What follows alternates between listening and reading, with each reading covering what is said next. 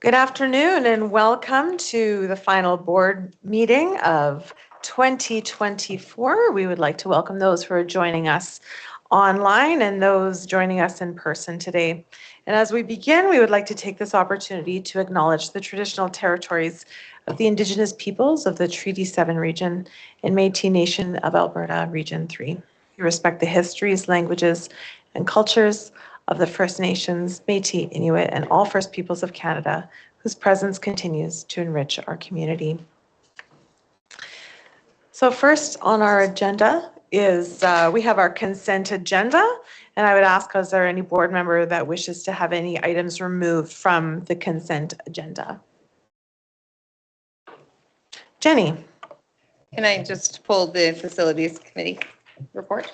Of course. Thank So you. Trustee Jenny requests the facilities committee to be moved, and so we will move that to, sure, 10.2 under board chair's reports. Any other consent agenda item? All right, if there's no objection, these consent items will be adopted. All right, as there's no objection, these items are adopted into the agenda. So now we move to approval of the agenda. Can I have a motion to approve, please? Craig, all in favor? So carried, thank you. Approval of the minutes. The minutes of the regular meeting of November 26th are attached. And can I have a motion to approve? Craig. I would just like to add under my division highlights, I also attended PSBAA. It's not noted there. So, and with that, then I move to approve the amended agenda. Excellent. So Tina, if you could please amend that. We have a motion to approve the minutes as amended. All in favor? Oh, Allison, I'm sorry. Is your hand up? My apologies. I have a couple of questions. One is where we didn't move out of in camera at the beginning at 2:31. And when I... Page are you on? Where are you? Sorry, the minutes, we're talking about minutes from November 26th? Yep. Right, okay. Yep. So just looking at the first page. So when we look to the moving in and out of camera for that November 26, so we moved, Andrea actually moved out of a camera at 2:18. Okay.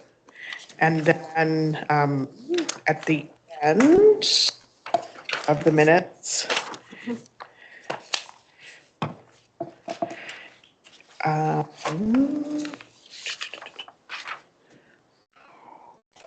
Andrea moved us out of a camera at 6:35, not Trustee Jenny reconvening at 6:35.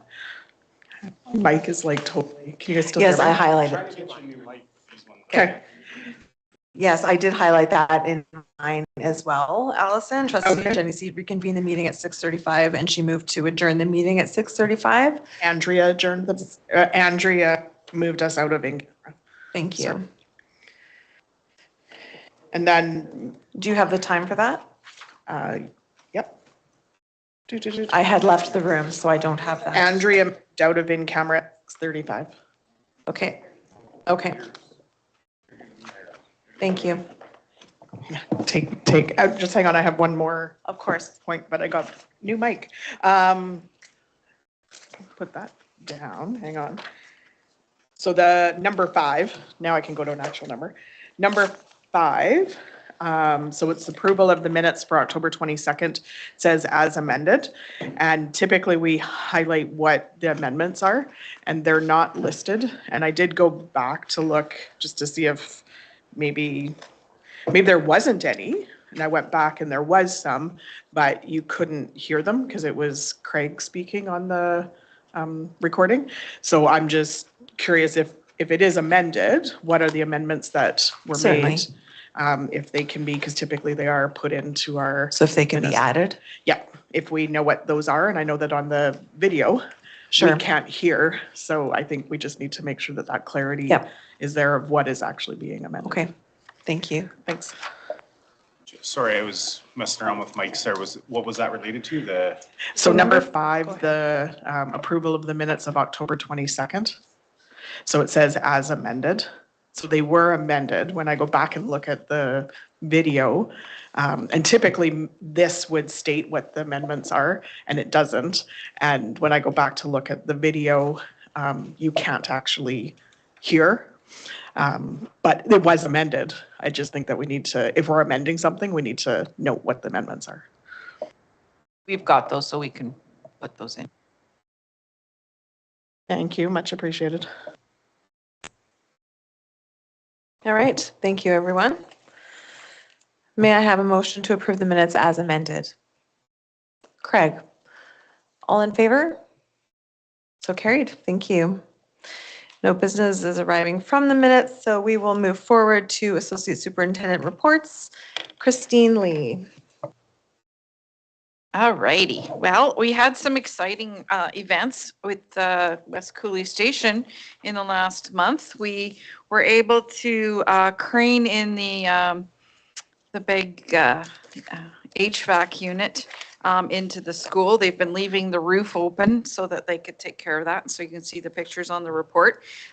We were lucky that our photographer, Mike Harris from Lethbridge Headshots, was available to actually document the whole process with the drone. And so that was pretty exciting. I had the opportunity last week to actually go into the mechanical room and see this very massive unit for the school. And then I was able to climb up on the roof as well. And that was pretty cool. You get an amazing view from the roof that not very many people will get an opportunity to see unless you're an employee at school. So that was pretty exciting. And with Galbraith modernization, we're currently been having some design meetings. I think they're on design meeting number 3. They've had a couple in person, a couple virtual. It's a very lengthy process because they've just had a whole bunch of geotechnical work done. That picture on screen actually shows you some of the equipment. They were putting boreholes into various places all across the school site. As we'll be adding some additions to the school and demolishing pieces of the school as part of the modernization. They have to assess site suitability, and so that work has been done and completed, and that's what you're seeing in that picture there. So a lot happening there. The design process is quite lengthy. It could take a year to year and a half because it is a very complex project.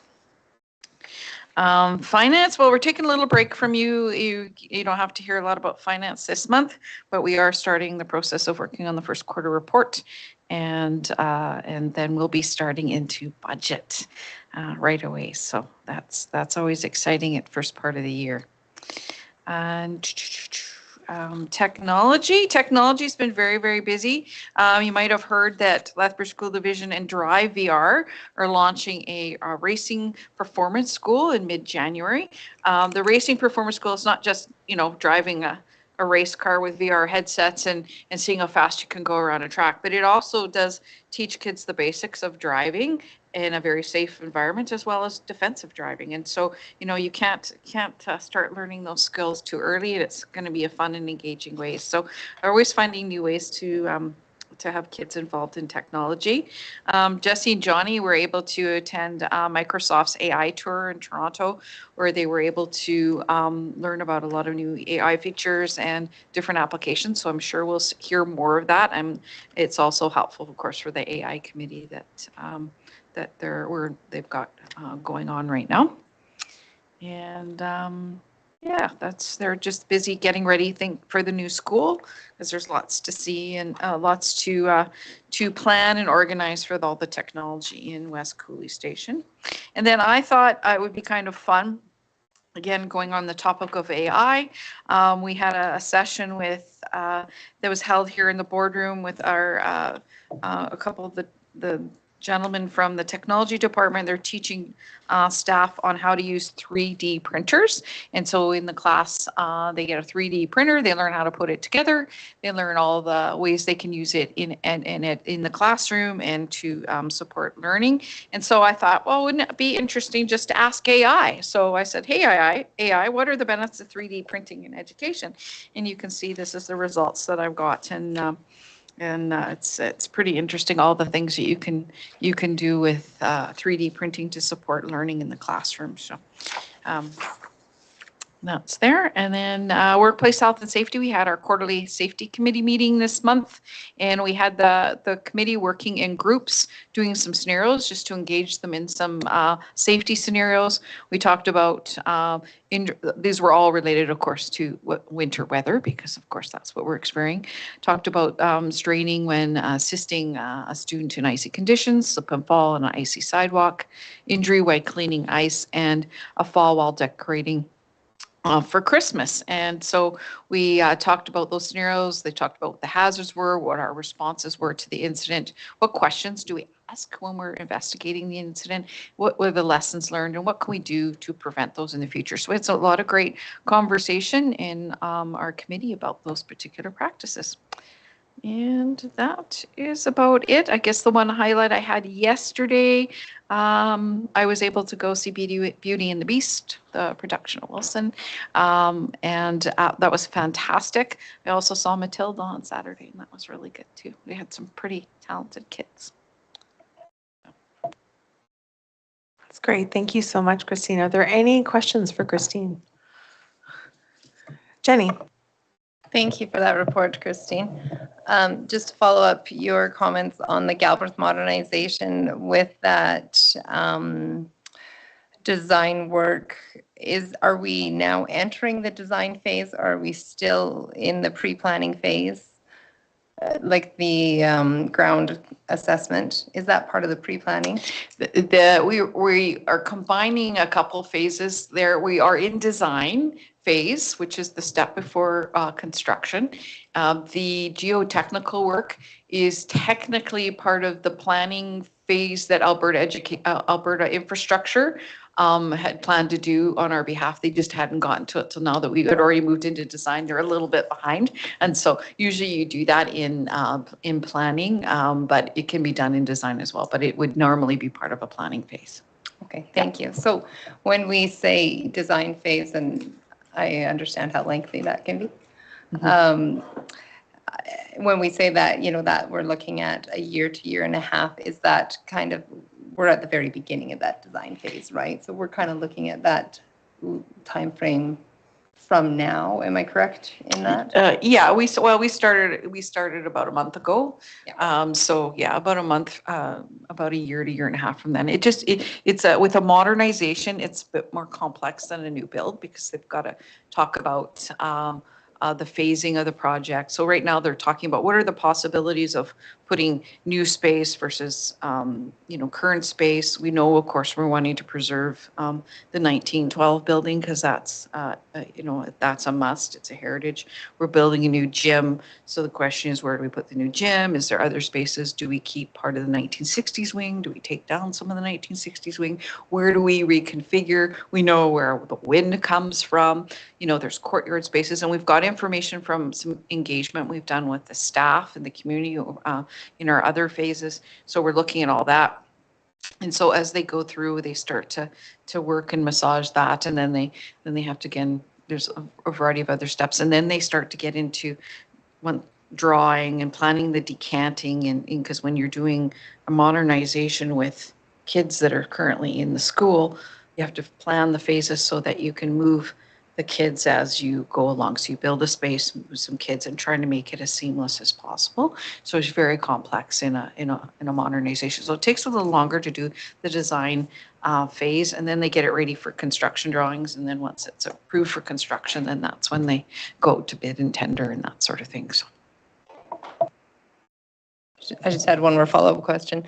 In that process that you've just really outlined for us in more detail.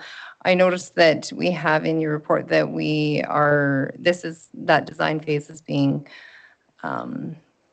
it's been assigned to Alberta Infrastructure, but we're able to collaborate with our architect. It says it's bridging, or the division is able to collaborate, serving as a bridging architect for West Cooley Station Elementary School.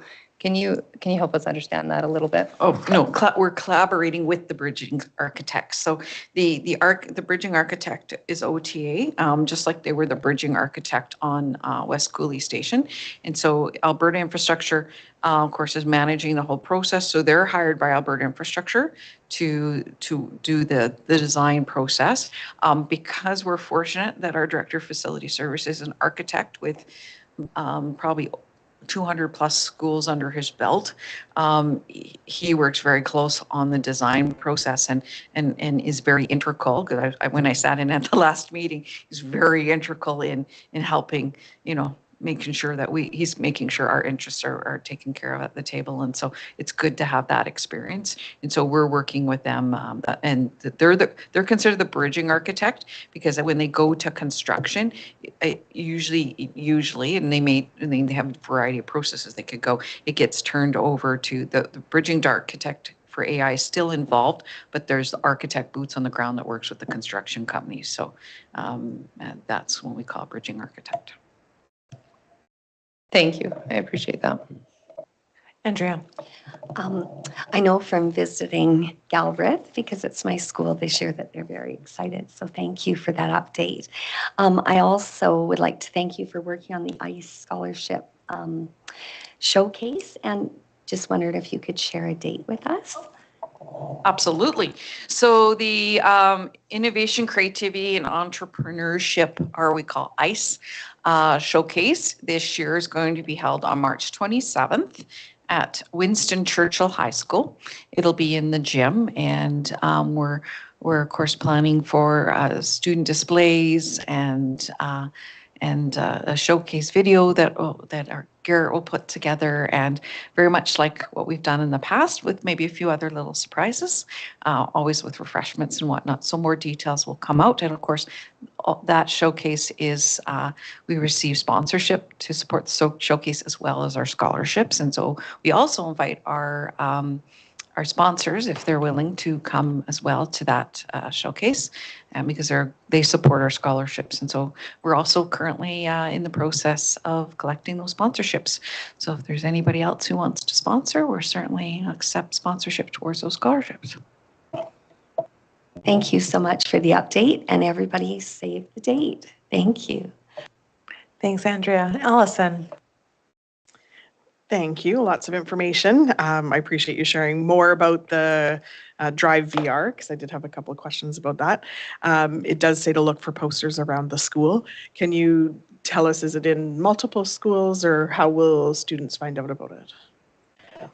I believe the posters have been sent out to schools to display. I think I've seen them in the hallways here. So it's at the high school level? Yeah, it would be high school. Yeah. Okay. Thank you. And then my next question, 2 bullets down, the final part of external pen testing. Can you tell me what pen testing is? And if you've told us before, I'm sorry if I don't That's recall. okay. That's okay. So penetration testing is when you have, you can have an internal pen tester, which we have a certified internal pen tester, is Dave Harmon. And that's when you go into systems to try and figure out if there's any holes where bad threat actors could get into mess with your systems. So, and every couple of years, it's a good idea to have what they call an external pen tester, who's outside of your organization, who's of course you want certified pen testers because you want, people who have got credibility behind them, they also come in and they see how they can get into your system. They look for weaknesses, in third-party software that you may be using, so that you can then shore up and tighten up your system. So everything has gone really well, and there wasn't any major holes in our system that were found. So that was good news. But it also again helps that we have a pen tester who's constantly looking at our systems. Thank you. Any other questions? Jenny? Thank you. I wondered about, I appreciated the portion here about our 3D printers and wondered if you can tell us a little bit about access across the division to the 3D printers. Do we have them in all of our schools? Are they, how are they being utilized? Are they being utilized at different levels? I can't confidently say that for sure they're in all our schools, but I know we've been offering this course, and it's also with the support of SAPDC, to our staff for last, I think, 3 years. And so there's been lots of uptake. And so I would willing to bet there is probably a 3D printer in every school. But again, I can't say for 100% because it's the staff member who joins in on the session, and then they get the 3D printer and then they bring them back. Oh, I see. Thank you. Yeah. So these ones that were assembled, these ones went out to schools, or where was home intended for these ones? I'm going to assume they're for schools, but they may, because for instance, I know West Cooley Station, Dean's got his sitting up in his office. And I've seen them in a number of schools, but it depends, I guess, on how they paid for the course, right? If you pay for the course with your own funds, then that's your 3D printer, right? Because that's part of the course. Yeah. Thank you for that background. Craig? Yeah, thanks for the report, Christine. I think you just answered the question, but these 3D printers, that's coming out of the school's budgets?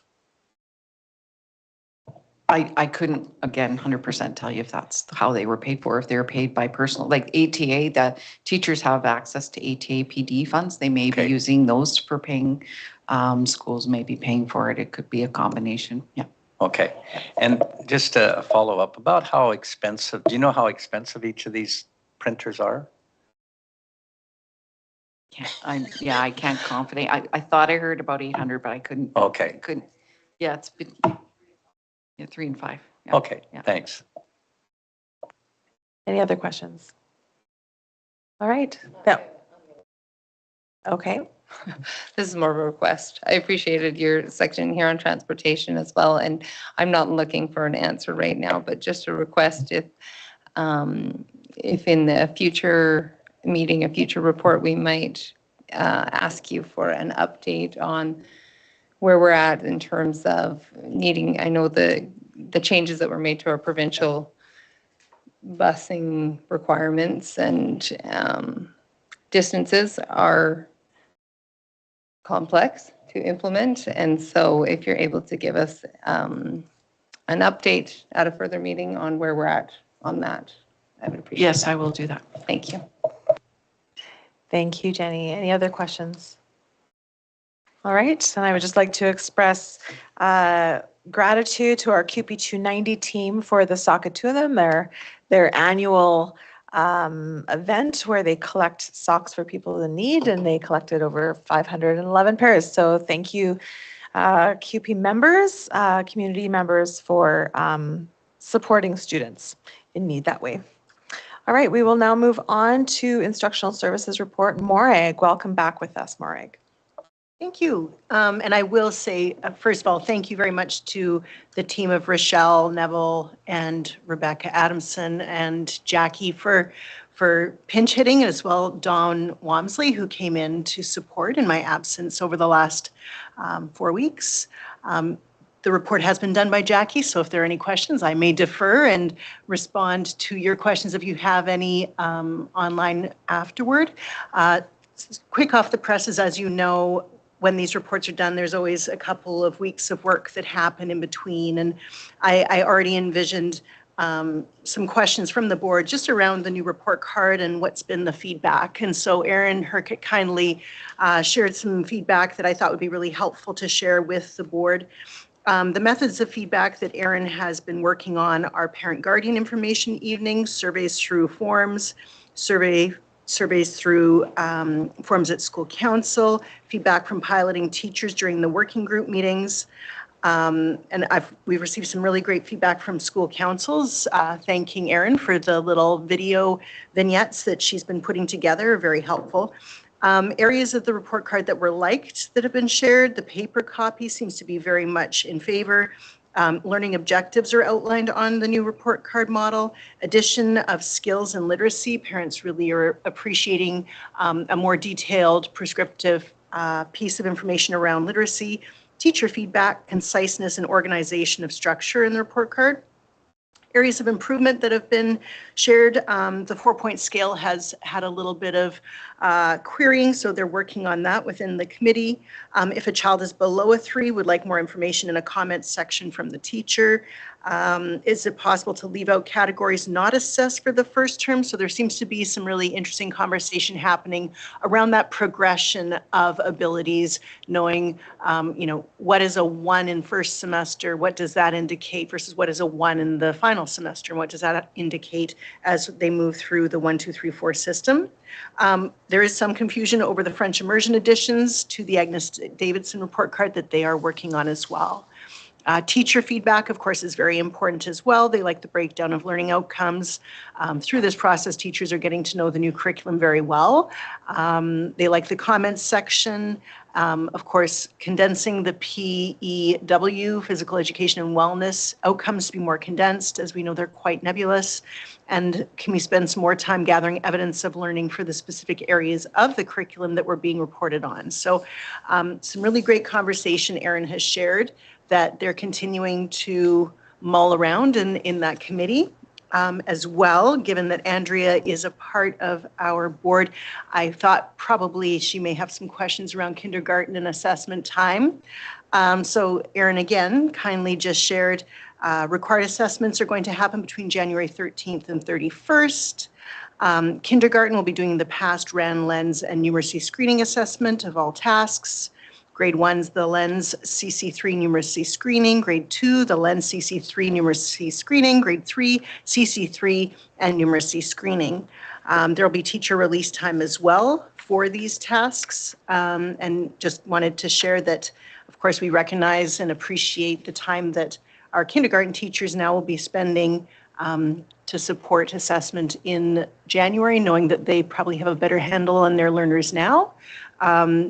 As you also know, there is release time for our K1 or our 1, 2, 3s and 4s that has also been allocated. So those two pieces I just thought would be important to share that are new to the update. The other piece that I think will be obviously talked about and perhaps the board's receiving questions, as Jackie has indicated in her report, she recently met with Parkland School Division to gain a deeper understanding of their practices when creating a parent advisory, and she's looking forward to sharing that format and how that will be looking after she's met with her team in January. That's all, folks. Thank you, Morag. Andrea. Thank you for the update on the report card. And in attending a school council meeting, I really appreciated that Erin had a QR code that you could put your phone up to, and then all the parents could share their feedback. I thought that was really a clever way to get feedback. And really appreciate the release time for teachers for the testing. Thank you. And the one question I had is that we needed to report kindergarten numbers in December and even mild moderate needs, but I just wanted to re-clarify, no funding comes with mild moderate, right? But they are still asking for the numbers, but nothing comes of that. Okay, thank you. Because when I saw that, my eyes lit up and I thought, is some funding going to come? But okay, thank you, because it was important funding. Okay, thank you. Thank you, Andrea. And thanks and welcome back. Craig. Yes, thanks you for the report. Right. On the report card, I'm just wondering if we're going to have an effort mark. Because that's, for some parents, that's important. I will get back to you on that. Okay. And I have two other questions, and maybe we've gone over it in other board meetings, but do we have a school engagement coordinator that works with Alberta Careers in partnership with them? And if we do, who is it? So we have Careers Next Generation. Is that what you're talking about, Craig? Yeah, I think that might be the. Yeah. And so, yeah, we have a person we hired last February in 2023. Her name is Sarah Ronson. She is partly funded by Careers Next Generation. A 0.3 of her position is covered. And then the other piece, she works directly with our work experience team, working with RAP placement and also working with really finding people, young people, new positions, new jobs that are not always connected to Next Gen. And I think that's an important piece to remember with Sarah. She is a division employee, and so she does a lot of other placements through our work experience team as well. Yeah, because I think that's an important position. I from Public School Board's last presentation at their PD, one of the divisions went from about 150 students registered for various different out-of-school things to over 450. So it's a valuable position. And I think she was at the awards for the collegiate, Southern Alberta Collegiate. She left before I could talk to her. The other question, and I don't know if it's Christine or you that can answer it, how is the registration? I see that we're ahead of registration for West Cooley Station. And how is the registration numbers looking for that?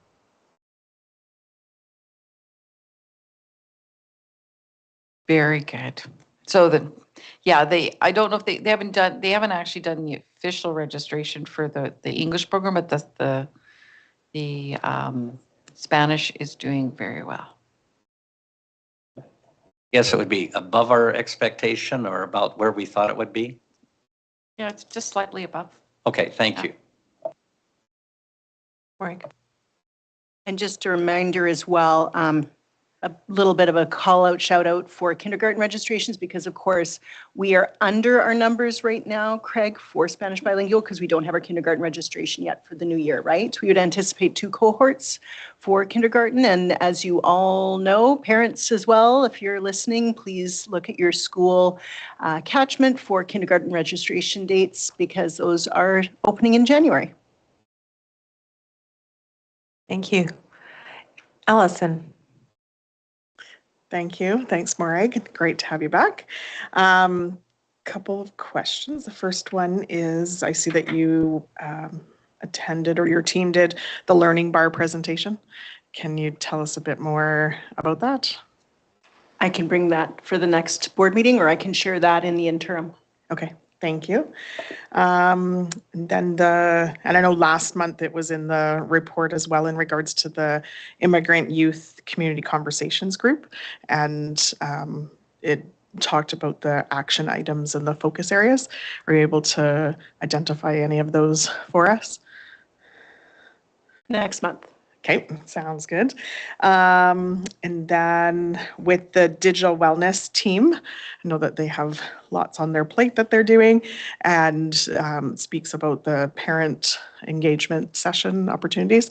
Can you tell me if there's more coming up this next quarter, or if you know anything for parent engagement opportunities? I know there's nothing planned, but if there's something that does percolate or that the board hears word of, that there's interest around digital wellness, please don't hesitate to contact me and I can work with the team. We are very fortunate because we also have some other communities that are doing some digital wellness, more digital citizenship and safety in servicing in the community. We have Safer Communities that is putting something on. They're more connected to Lethbridge Police Service. That's going to be happening in January. And I think they had one coming up in December. And then Alberta Health Services also is putting on a digital wellness, digital orientation for parents in the next couple of weeks. So lots of information and interest out there by our surrounding community, I think, even more so. I think we have a good handle on it in Lethbridge School Division now, but because of the policies that have rolled out, the procedures, I beg your pardon, I think parents are definitely starting to show a deeper, keener interest in understanding what it is that their kids do online. And just want to commend the team as well here, the board wanting to do some reading around digital wellness and the anxious generation. So really cool that the board is wanting to get a little more oriented as well on the pressures that our students are facing and how they may be impacted in their learning. Thank you. And then the Trades for You evening, of course, it was a wonderful opportunity for many of our youth, not only from our division, but also other divisions, and just the highlight out to the team as well as the business community that comes and puts the extra effort in coming in the evenings, and then the dual credit opportunities, which are great. I have a question, and I don't know if you have heard or not, but yesterday there was an announcement of, and it was a philanthropist, not from the government, but it was $7 million for inclusive education with St. Mary's University. And they're looking to work with Southern Alberta school divisions on inclusive ed and inclusive education practices. And so I wanted to make sure that we jump on any opportunity to work together with that when the money's there, and how they can maybe support our division and some of the work that we're already doing. So that would be great. And then the last comment I have is just I'm hearing great feedback on the feeling of engagement for the report cards. The parents are talking with each other. I know certainly not all parents, but the parents that have been bringing it forward to me is that they're, chatting, oh, I got an email, did you get an email? And make sure you go and fill out your survey, and really feeling that they're being heard, which is great. So the suggestions that they're making are being taken into consideration, and obviously the realization that not all comments are going to be changed, but that they feel that they're being heard even if the comments aren't being changed. And I was able to go back when Erin hosted the parent evening, and fortunately the weather wasn't great that night, but still parents feel that that engagement is there, whether that's through the feedback opportunities or whether that's through the school council conversations. And I think just that innovation of the QR codes. So I do think that that engagement should be highlighted, that it's definitely a success. However, that model has been, but it's been a success, and have heard great feedback. So thank you. Thank you, Allison. Jenny, was your hand up? Okay, Jenny. Thank you. I had a few comments and questions as well. I appreciate the report. Thank you. I appreciate our Director of Inclusive Education under her area there, the effort being done to facilitate that request for the Parent Advisory Panel for Inclusive Education, and the work that is being reported on there of that connection made with Parklands and the information gained there. Appreciate that moving forward. We appreciate seeing that in here. For the sake of the public, just if we're able to explain SIVA, we have that acronym in there, as well as under events, a SAIL meeting, if you're able to explain those acronyms. So I thought Craig was going to ask the SAIL meeting as I looked at it, and oh boy, it is the Southern Alberta Institute of Learning. So it's a gathering of student leadership within Southern Alberta. So that's Palliser, Livingston Range, ourselves, Holy Spirit, and really the collective that also work with the Southern Alberta Collegiate. So it's a really neat opportunity for us to also build leadership skills. We have worked out at Peaks, which is the outdoor learning center that Livingston Range has recently developed, which is amazing if you guys ever have a chance to go out that way and have a look at that. So that's SAIL. And what was the other one? Sorry. Oh, SIVA. Supporting individuals. There we go. Supporting individuals through valued attachment. There we go. Thank you. That is a training opportunity that Rebecca and Jackie and Rochelle all stick handle, and really the subscription to that by our educational assistants as well as our behavior assistants is quite outstanding. Rebecca has become the aficionado of this program and really championed and supported many of our EAs to build that skill set around de-escalating behaviors that can present as challenging and can escalate to more violent or challenging situations. And it's about de-escalating and connecting to those students so that we can decrease the kind of complications you can encounter with students who are engaging in behavioral struggles, right? Can I ask just a follow-up question? I appreciate that information. Thank you. For the sale meeting, was that for students or for adults? That was for students.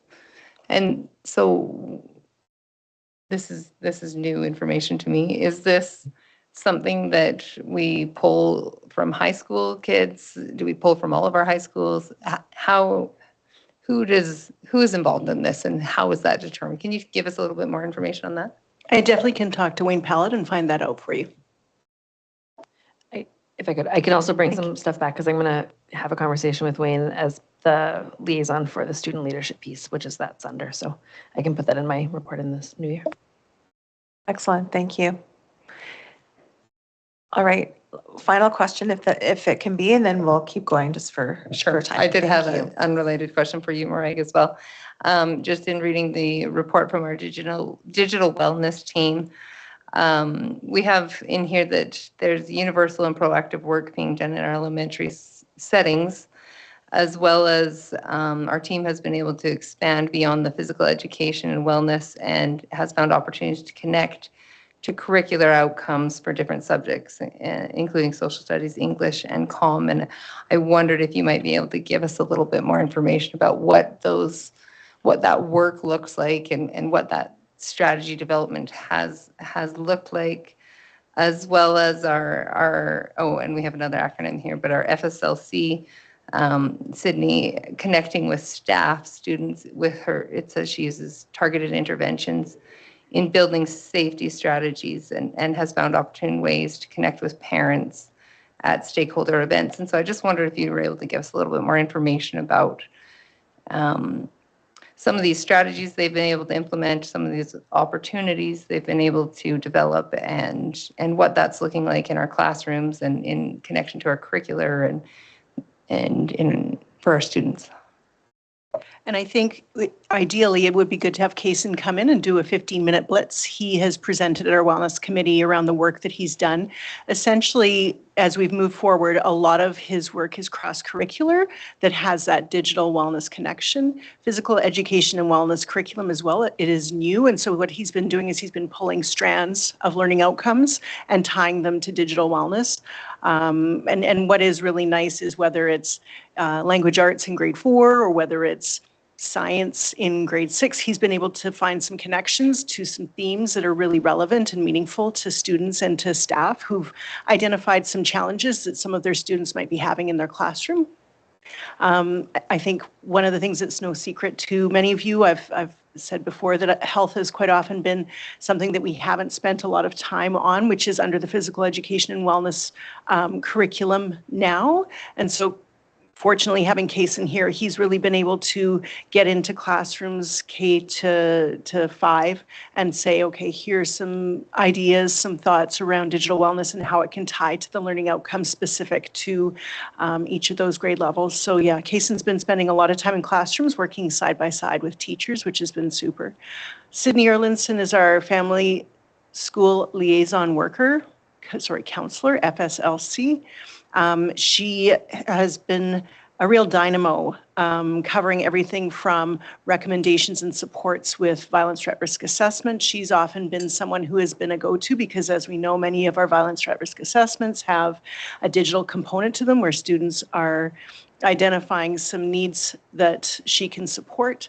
As well, she's done a lot of small group interventions that have been connected to digital wellness.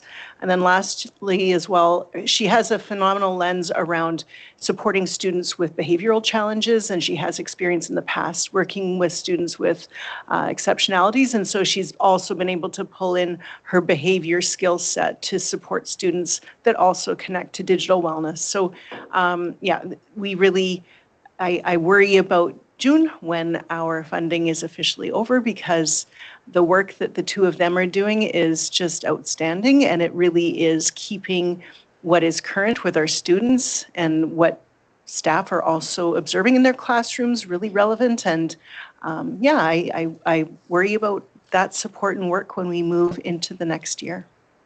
But amazing young people, that's for sure. Thank you. Thank you, Mark, for your reports. Let us now move on to Human Resources. Robbie. Okay. Thank you. And thank you for the reminder on the acronyms. I noticed that I used one and did not use the full word afterwards. So I appreciate the reminder. It is important. I want to talk about our HR staffing processes a little bit and then come back to West Cooley Station because it's relevant. So we have an HR staffing processes advisory committee. It's a voluntary committee, and we've one of the strategies that, and I'm proud of the work that the HR team is doing this year, because one of our strategic priorities is improving communication, how we communicate, what we communicate, when and with whom we communicate with about human resources. So that's been a priority, and we did a survey with our administrator group, and we got some really valuable feedback about different staffing processes and procedures for all of our staffing groups. And we took that data and we met with our admin advisory group, and we've done some phenomenal work moving forward with some of our processes as far as staffing is concerned. And so we're really proud of that work, and some of that has stemmed into some of the communication that we've had on West Cooley Station. And so we're well into that, and working with Dean's been delightful. He's the most energized, energetic future new school principal that I've had the pleasure of working with. So we've been able to communicate individually with the schools impacted by our boundary changes for the new school to talk about what that process looks like and how individuals would be taken care of and how we value people in positions, but we also want to be very transparent with some of those processes. And so we've been able to do that. We've also sent out communication to our teacher groups to allow people the opportunity for an expression of interest for our continuing contracted teachers. The reason that we've decided to move in this direction is, again, we've received valuable feedback from our teachers and administrators that this is part of this is an important opportunity to afford to our continuing contract teachers for some change if they're seeking it. And so communication has been really important to us this fall, and we continue to do that as we move along, and not just West Cooley staffing, but staffing for the 25-26 school year. In addition to that, a highlight definitely is going to the University of Lethbridge and meeting with some of our up and coming new teachers who are extraordinarily talented individuals that we look forward to seeing again in that spring staffing process. We've already seen a few as we have some temporary postings that have come up for the next semester. So we're anticipating that there'll be a really exciting, large, talented pool of upcoming teachers for 25-26 school year. As well, I'll piggyback on Morag about kindergarten registration. Spanish bilingual kindergarten registration is January 13th, and kindergarten registration for the whole division is January 20th. So we want to make sure that we're encouraging our parents in our communities to make sure that we're keeping an eye on those registration dates. Another highlight, ATA Working Conditions Committee. We had an excellent meeting on November 20th. I have booked a follow-up meeting with a few of the working conditions members, so we're looking forward to some potential and partnerships with our Working Conditions Committee. And our Staff Workplace Wellness Advisory Committee, again, it's an administrator voluntary committee. That was also part of our HR strategic planning, was to really put a heavy focus on staff wellness, and we're definitely moving in the right direction.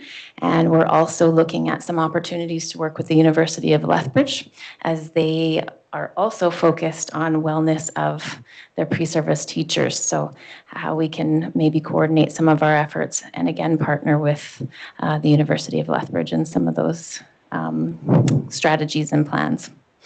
I think those are my highlights, other than a huge shout out to all of our schools. I can't even pick an individual because every single school is doing things throughout the month of November to celebrate the winter season and the upcoming holidays. And so I see the countless hours and effort that goes into the planning for families and our students. So thank you to all of our schools. Thank you, Robbie, for your report. Are there any questions for Robbie? Craig? Yeah, this is a teacher that begins teaching gets an interim professional certificate from the government. Can they get a permanent teaching certificate from the government without a continuing contract? Yes, they can.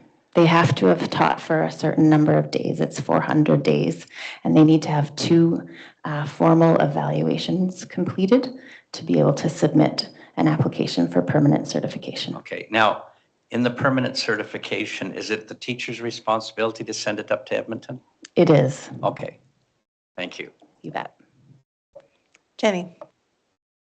Mine's more of just a comment rather than a question. I just recognize that you included in your report the time you took to meet face-to-face with staff members over at our West Side Elementary schools that are going to be affected as we are staffing and getting ready to make our changes as we anticipate the opening of our new school. And I just wanted to thank you for taking that time. I know that transition is an exciting time, but it's also a time of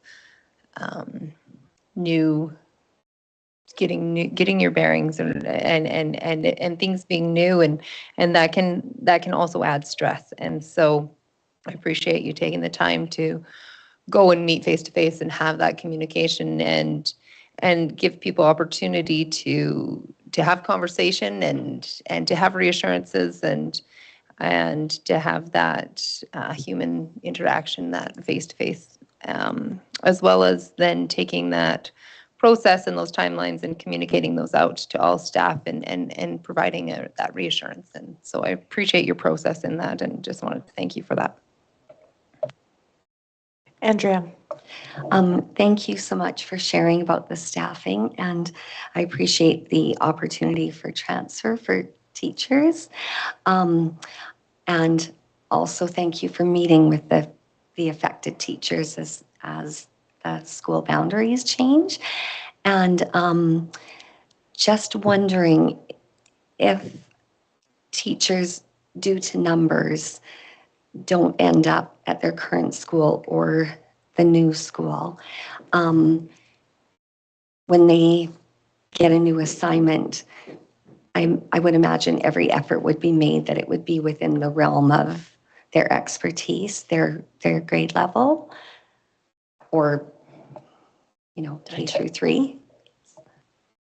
Yes, Go that's on. absolutely the intention. And so part of meeting with the schools was to explain what that process would look like, to value what that individual or those individuals might be looking for or seeking, should that opportunity come up. And we're looking at best fit. And so making sure that we're as transparent as we can be with all schools within our jurisdiction, because there may be some teachers that don't transfer to the new school, that we'll be looking at other opportunities and making sure that we're as transparent as possible and trying to be a best fit, not only for the teacher, but for the school that may be getting a new teacher. Thank you so much for your transparency and ongoing information about feedback, and it's an exciting time when a new school opens. So It is. Thank you very much. Thank you. Thanks, Andrea. Any other questions for Robbie? All right. I'd just like to extend my thank you to our associate superintendents. You faithfully provide reports at every board meeting, and they enable us to see a clearer view of what is happening in our division. And so thank you for the work that you do in curating the reports, but also more so in the work that you do leading your teams to ensure that students are supported and they can have the most successful education journey in our division. So thank you. All right, we will move on to 8.18, superintendent reports. Mike. Awesome. Thanks, everyone. And I will get going on board priorities report. A number of these have already been mentioned, so I won't go into detail. I know that Morag had mentioned about the work that Erin's doing, and Allison, appreciate the positive comments that you've heard. We also had Erin at Division School Council do a bit of a presentation. It wasn't fully on the new report cards. It was also a bit about curriculum, but there was a lot of conversation about that. So certainly appreciated Erin's time and her willingness to engage, and that's been something that we really emphasized as part of this process. And it actually came last spring because we were looking to sort of go ahead with something, and then we said, well, we need to do some more engagement, and we really need to engage with parents. And a big part of that was also coming out of our assurance planning process, where and town hall, where we had heard about the importance of parent engagement. We certainly knew that, but it was just a good reminder that, and it was a great example of us, you know, being guided by the conversations we've had with the board and our assurance plan and going, hold on, wait a minute, we've got the cart a little bit before the horse here. We need to back up, and we need to make sure we have a plan for engagement, and so that's been really positive, I think. And there's lots of work to do here. And a lot of this relates to new curriculum, which I'll talk about later, but there are challenges with new curriculum, but this emphasizes some of the potential opportunities, right? To take that chance to re-envision what our reporting looks like and some of the things that we do, and that's the power in new curriculum. Lots of work that comes with it, but that's the real opportunity. So appreciative of the work that's been being done there. And then a little later down, human resources highlighting that the non-union QP 2843, QP 2890 recognition program is getting going, and the deadline is February, and just something that we're really proud of. I know the people on that committee really enjoy being on that committee for good reason. It's an opportunity to recognize the excellent work that our staff do, and so really appreciated. And then Robbie certainly mentioned the HR staffing processes committee, but you know, I also want to add some context to that. That's a great example of the beginning of the year. We had some challenges, as you know, with some getting all of our staff where we needed them to be in terms of hiring. And so that was really about us working together to try and figure out how can we make this process better, improve the process. So it's really about listening to our administrators. And the great thing about our school-based administrators is, you know, they'll let us know when they have questions, concerns, things that we need to improve, but also they're willing to roll up their sleeves and do the work. And that's a great example. You've got a bunch of people that volunteered, that spend their time doing this work to help improve the processes. So really appreciate that work. We'll go on. The next one, new curriculum, all the way on student growth and achievement.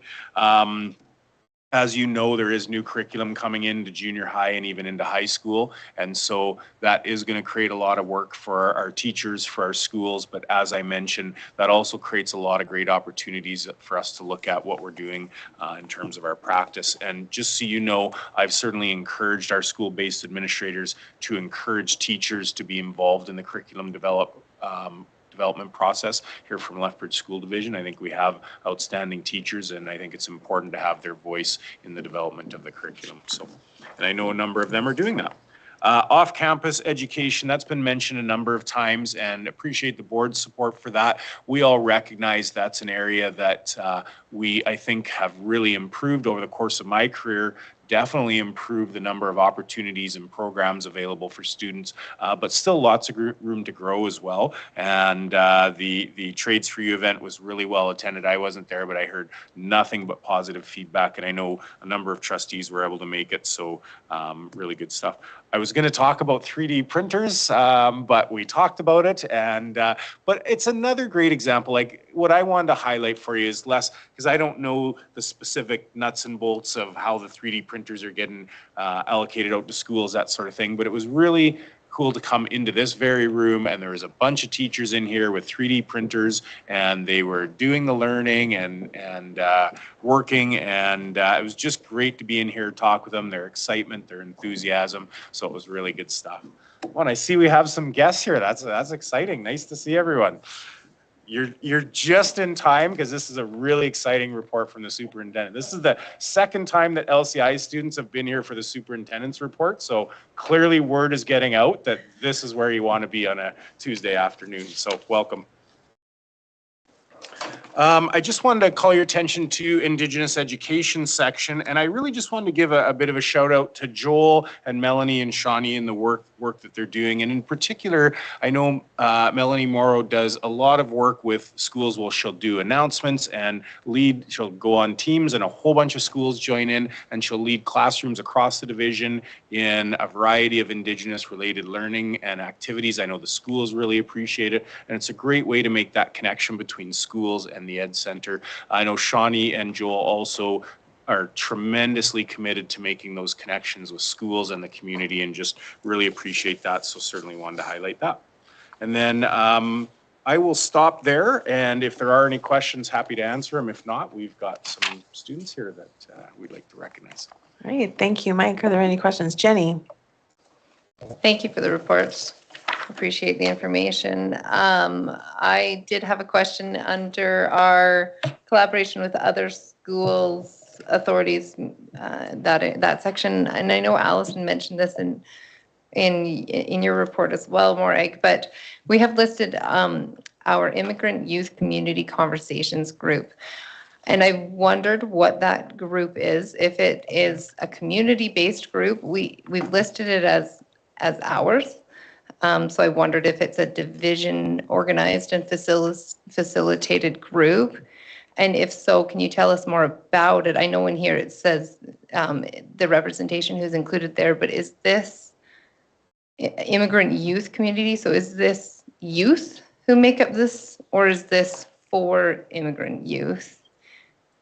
Can you tell us more about that group? And so what I will do is I will, in the report, because you'd asked a question about what's recently been discussed in the group, I will sort of summarize, but really Jackie Fletcher, it was her brainchild, recognizing that students were encountering some challenges, as were staff in the community, in supporting our youth and ensuring that there's sufficient resources, whether that be translators, whether that's activities for students who are acquiring the English language. And so Jackie pulled the group together, and I believe we've now had 3 or 4 meetings, and lots of great takeaways from each of the meetings targeting various issues that they've discussed.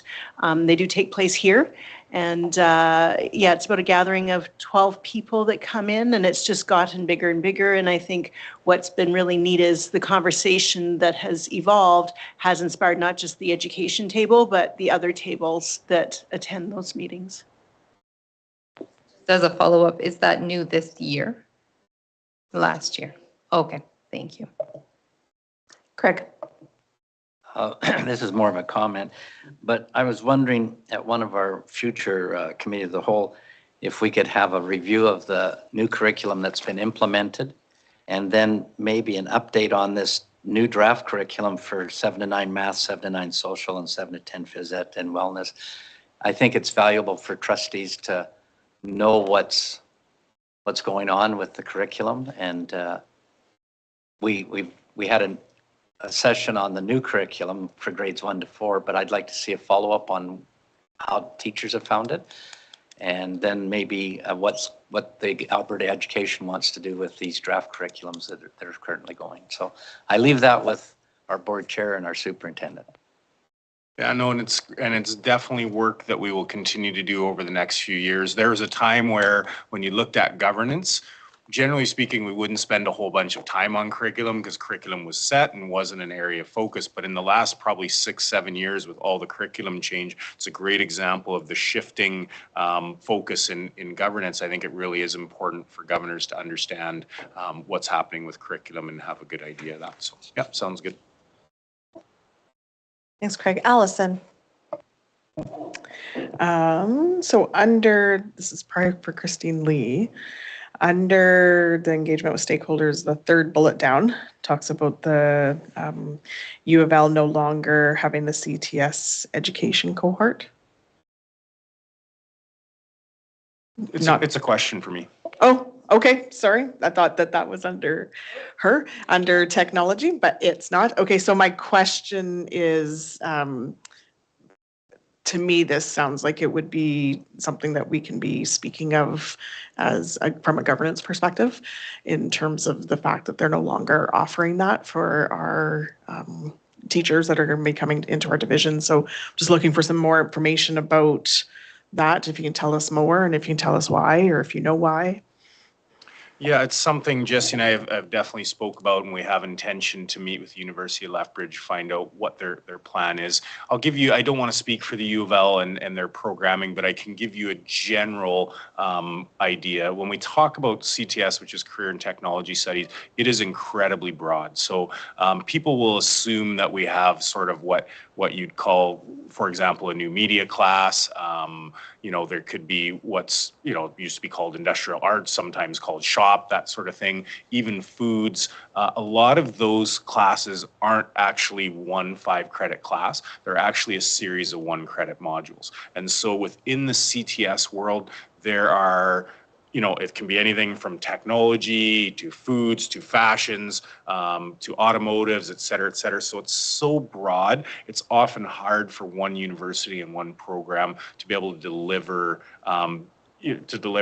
education in every one of those areas. And so it's something that we have to have a conversation with about how are we going to continue to provide that breadth of opportunities for students that are necessary, and work with the university to continue to provide that. And so yeah, there's still, so I know for a fact, for example, the university does have a new media program. My son happens to be in it. Would probably be thrilled to know that I'm talking about him in a public meeting. So, you know, even with those cases, there's still options. So theoretically, he could have the option of getting an education degree after getting his new media degree. So it's not that all that's closed down, but definitely there isn't that intentional focus, and it's a definitely question or concern. So probably not something right now that we can advocate through the board, but I think you're exactly right. Something that I think it would be good and could be something that the board gets involved with, work with our post-secondary partners too. But we need to understand a little more exactly what the U of L is doing with their programming. Okay, so yeah, if you can keep us updated, because I do think that through different relationships that we have those conversations and opportunity both with the college and university to be having conversations as we're from a governance perspective. So let us know. And I do think this question is for Robbie in regards to the recognition program. I'm just curious because I think previously I've received emails for us to, because all employees can nominate, and I haven't seen anything yet this year. So I'm just wondering if I'm missing it or how that. Okay. They are being sent. It might have been an oversight that the trustee group is not on there. I will look into that for you. Thank you. Perfect. Because I recall previous years that I've seen it, and then I saw this and I was like, I went back and checked. I was like, I see nothing, but maybe I was missing it. So, okay. Thank you. Lots of kudos through here, but I know that we have kids here. Super exciting. I know that Fort McMurray won the provincials for the esports, but great to see our LCI Samurais up there, and knowing that the work that's being done across the province is so important. And I know Fort McMurray was kind of reluctant in the last couple of years to get going. So to see that they won provincials is actually exciting that they've come that far. So I appreciate that. And I think that is all my questions for now. Thank you. Excellent, thank you. Any other questions? Jenny? Thank you. I agree, with Allison saying, yep, there's lots in here that deserves kudos, and we appreciate all the work being done. I just had a question with the section on new curriculum. I know that our teachers have been asked to express interest. I wonder if that expression of interest has already happened or if that's in process. I just wondered if you could give us any information if that is something we're anticipating or we're still in process of finding that out. Yeah, I'm not sure off the top of my head. I believe the deadline is already passed. I believe we have a number of teachers that have volunteered to do that, but I don't know the numbers right off the top of my head. But we can make note of it and let you know. Yeah. One other question, perhaps something that is of value to bring back further information on, unless you would rather address it now, but under literacy, we've talked about the collaboration happening at middle schools with our humanities teachers to discuss outcome-based assessment and reporting. And I know that's something that we have talked about several times as a board and with your team, and that's just something I wondered if you were able to give us more information on the work being done there and that collaboration that's happening, or if that's something that you'd like to bring us back further information on. Could be both. Probably would be part of a bit of a conversation when Aaron comes in to talk about what we're doing related to new curriculum, because it's all really closely tied together. But I can give you a bit of a heads up. I know I had an opportunity to actually go in and meet with some of the teachers. Jody's been working specifically with teachers from grade 6 because there is new curriculum on outcomes-based reporting and how do we update our report card, part of the work that Aaron's doing. And so they've been, small groups of teachers working on, here's what the report card template would look like. Here's what it would look like to take these outcomes and then report to parents on it with this new format that we're using for report cards. So that's some of the work that's occurring. Also, and this is something that I would love to bring the board through a bit of a session on the concept of outcome-based assessment. It's something that we're working on as an admin committee at our symposium. We did a lot of work on outcomes and assessment, and really it comes down to understanding your outcome and selecting your assessment based on what the outcome says. There's verbs in the outcomes that really suggest or guide you in terms of your assessment. And if those two things aren't aligned, then you can have an assessment tool that isn't the best way to actually assess the objective. So it's something that I think I would love to spend a bit of time with the board and bring you through part of that presentation and what that looks like. Not that you have to get fully down in the weeds, but just so you can see the concept. So yeah, and I'll say one other thing. It sounds really easy and intuitive that your assessment should match the outcome. Like, that doesn't sound like rocket science, but it's actually much more complex than that, because we're, whoa, okay. They're like, you just decided you heard enough of me talking. Everybody in this room is like, well done. That was the way to go. Yeah, I don't blame you. Poor Terry's like, I've heard this guy talking a million times. Yeah. Oh, now I forgot what I was saying. It was good stuff too. It's a much more, it's actually very complex. So the idea of taking an outcome and then you have an assessment at the end of it. And in there, you have to select instructional practices that are related to the outcome, that are appropriate for the outcome.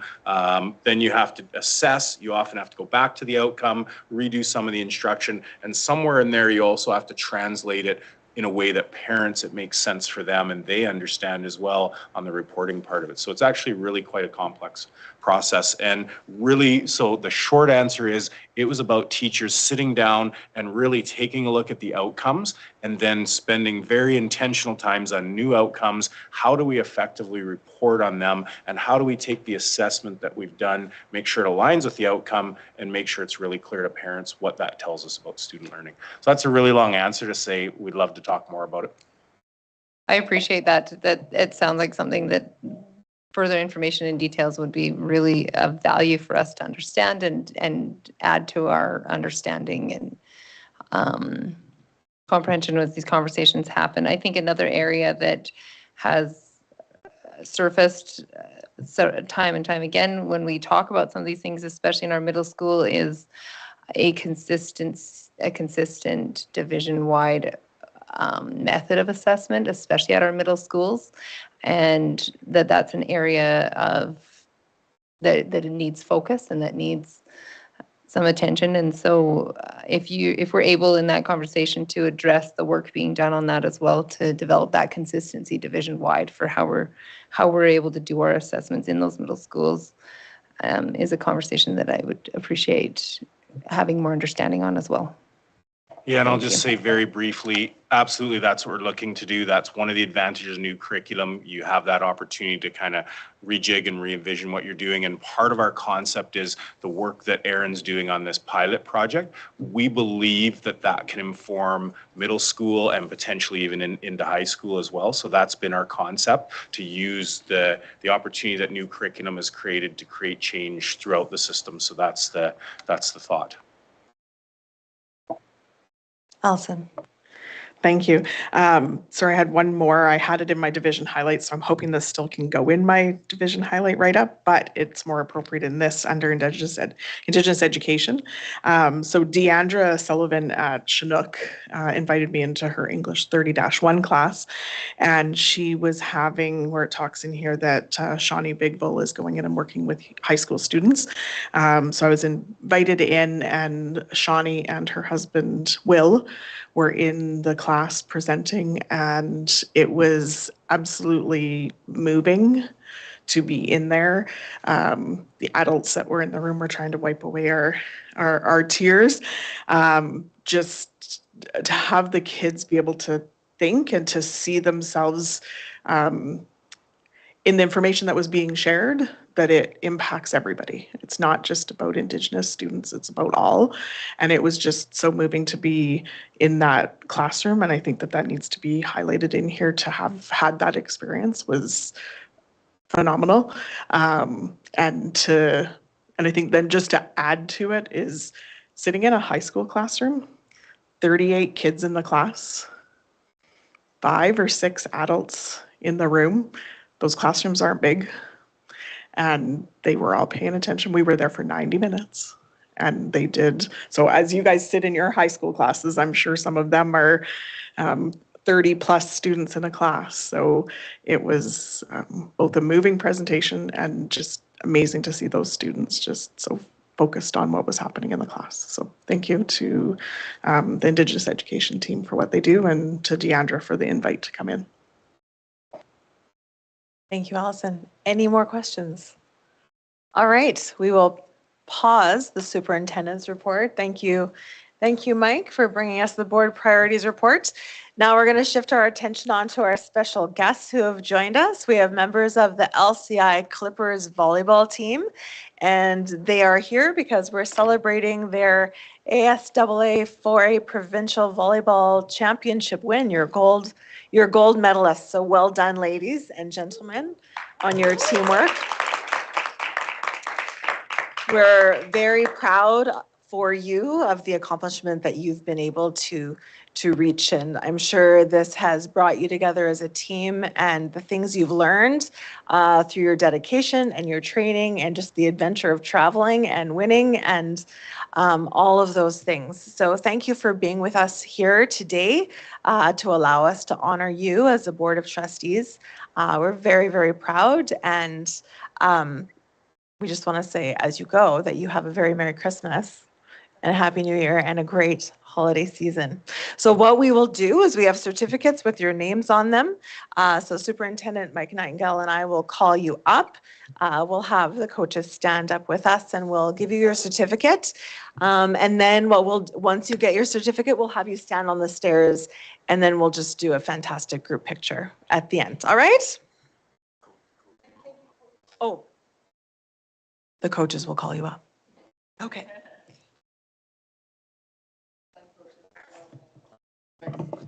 All right. Mike, Derek. You can't, people, the recording, we need them. Oh, gotcha. So you can use your gym voice and the microphone. Is it on? It's on. It's on, so I'll hold. Okay, we're good. So tell me if they're here and if I need to. Okay, that's a coach. Yep. Or we'll do them at the end. Coach. All right, Addison Peekamo.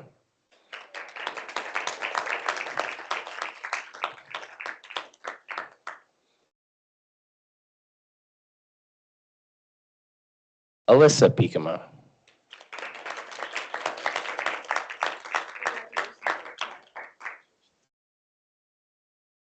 Charlie Tanner.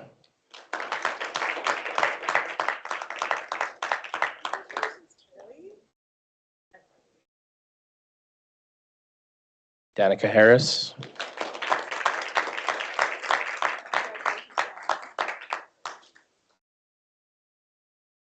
Hayden Hagel.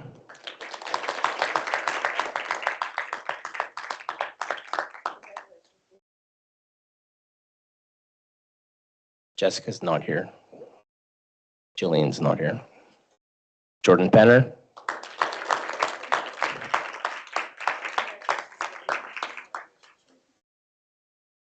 Caitlin's not here. Kiana Setaguchi.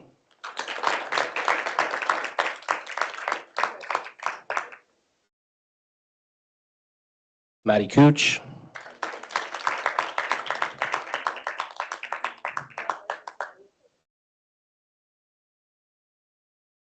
Mission Miller.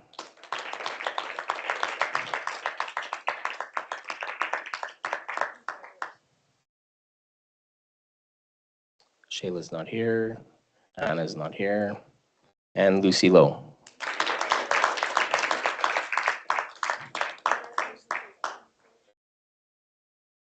And then coaches, Terry Hagel.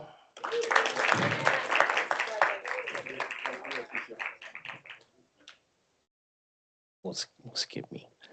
Sierra Arms.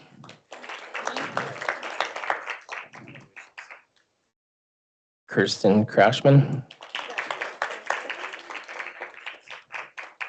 And Carly's not here. And Derek Osman. Thank you.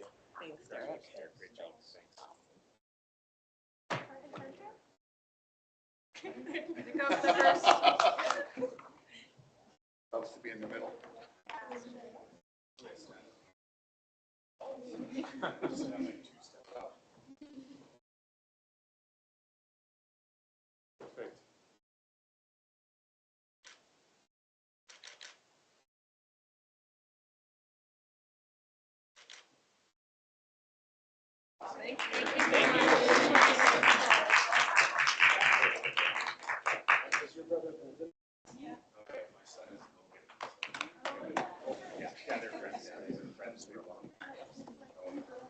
Thank you. You're welcome. Yes, it's elementary. Yeah, you're very welcome. Congratulations. Commissioner, I know your parents. I worked with my dad 20 years ago. So yeah. I always, when he was here teaching summer school, I was congratulations.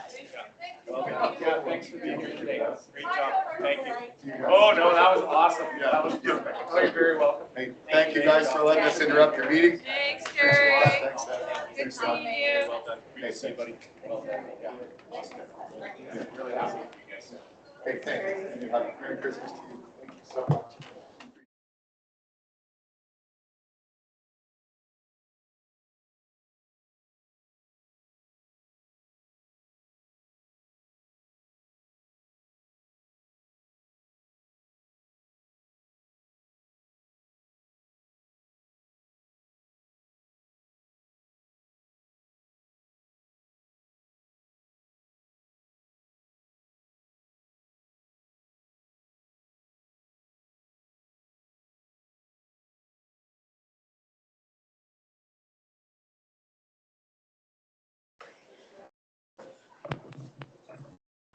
All right, and we will continue on with our superintendent's reports, donations and support. Yeah, I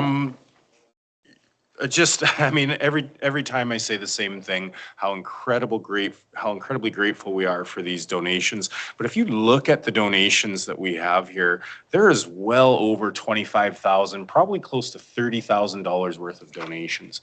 That's absolutely incredible. And it goes not only to support our schools, but also helps our schools to support their communities and people in their communities. So incredibly grateful. This is just such a good example of Lethbridge and how fortunate we are to have the communities that we have and how much people care and are willing to help out our schools and help them support their communities. So just want to say a huge thank you as always.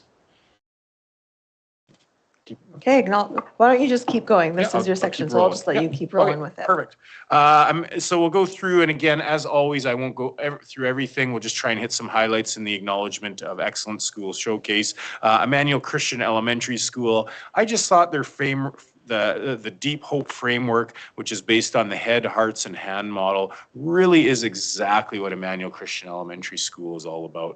You know, the head is a lot about learning. Heart is a lot about faith, which is very, very important to their school community. And then hands is the concept of serving. And one of the things that Emmanuel Christian Elementary School does really, really well is that idea of service and connecting their faith to the idea of service, and that's a big part of the foundation of what they do. So I thought just such a nice description of their school and that balance that they find connecting their learning to their faith and to serving their communities. So great stuff. And then Senator Joyce Fairburn, some really nice information about some of the initiatives they've started with their SOAR concept. It's really interesting because it fits in so well with a lot of the work that we're trying to do through our assurance survey. You can see, a lot of it's related to citizenship and how we interact with each other. So just great alignment there, and really appreciate that emphasis on own your actions and be responsible for your learning. That I think is one of the most critical things that we have to help our students to develop, is that idea of owning my actions and being really responsible for not only my learning but a whole variety of things in my life. And I think that's a really important lesson. And then the next part, you can see again great alignment with what we're trying to do with some of our assurance survey results, engagement of learners. And again, a really good just great examples here of all the programs that we provide, all the different options that we provide for students, whether it be learning opportunities, whether it be extracurricular opportunities, whether it be option opportunities. So Fairburn does just a tremendous job with that. One of the great examples they note in here that they've launched their entry for the CBC Classroom Music Challenge, which they won last year. And so no pressure, but I wish them nothing but success. But it's a great example of just the wonderful opportunities that the students have at Senator Joyce. And then they've got their Soaring into the Arts production coming up tomorrow night, I believe. I'm going to be there, so really looking forward to that. And I really like even the way they tied in Soaring in the Arts to their SOAR concept and really trying to make that part of what they do. So that's it for the highlights on those. Unless there's questions, I'll go into calendar events. And the calendar of events is in your package, so I know you're always really good about if there's anything else that we need to add in there, let us know. Otherwise, that's the calendar of events. Policy Advisory Committee on the 15th. Did you catch that, Tina? Awesome.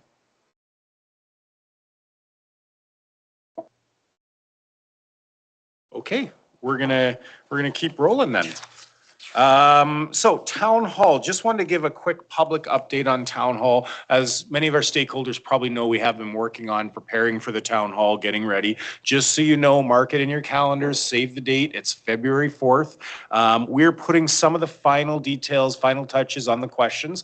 We're pretty much there, probably about 97% of the way there. We're also just looking at some things with location. Traditionally, it's been held at Victoria Park. We'll announce on location if we're going to do it at Victoria Park or another location. We're going to get that out before the break. So before Friday, we'll get the questions out, the location, and some more information. And then we're going to really just continue. Garrett will be ready to, really get the megaphone out on communications and make sure that everybody knows. And I just want to make sure that I state this publicly.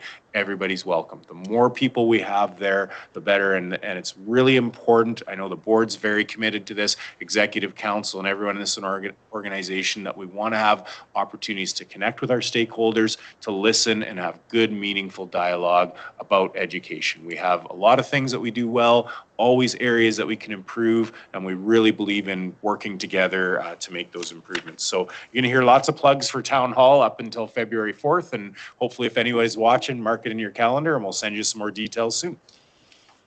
2025-2026 school calendar.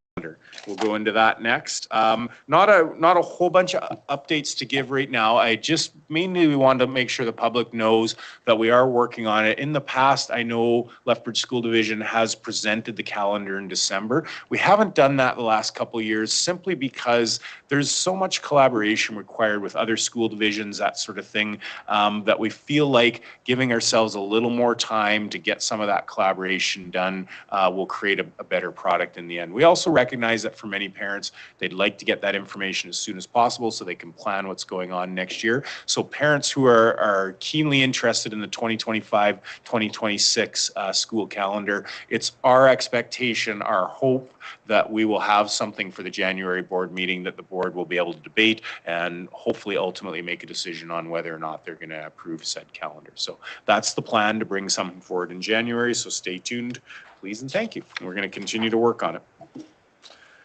Next, we'll get into our assurance/strategic planning for March 2025. Plans for that are ongoing as well. Some general themes that we're going to look at. One of the things we want to start off doing is just looking at all the data that we have. So especially doing a deep dive in our assurance survey and assurance results, doing a deep dive into the feedback that we get from Town Hall. And as a reminder, Town Hall is really the start of that planning process, and it's critical to our strategic planning. So if you come to Town Hall, if you give us feedback, we will look at that feedback very closely, and it genuinely helps guide our planning. So we want to take a good amount of time on some of that data. Then we're going to take a look at our current assurance plan, make some tweaks and changes to it. But really where we're going to try and focus on is prioritizing, and especially the board prioritizing their areas of responsibility around governance.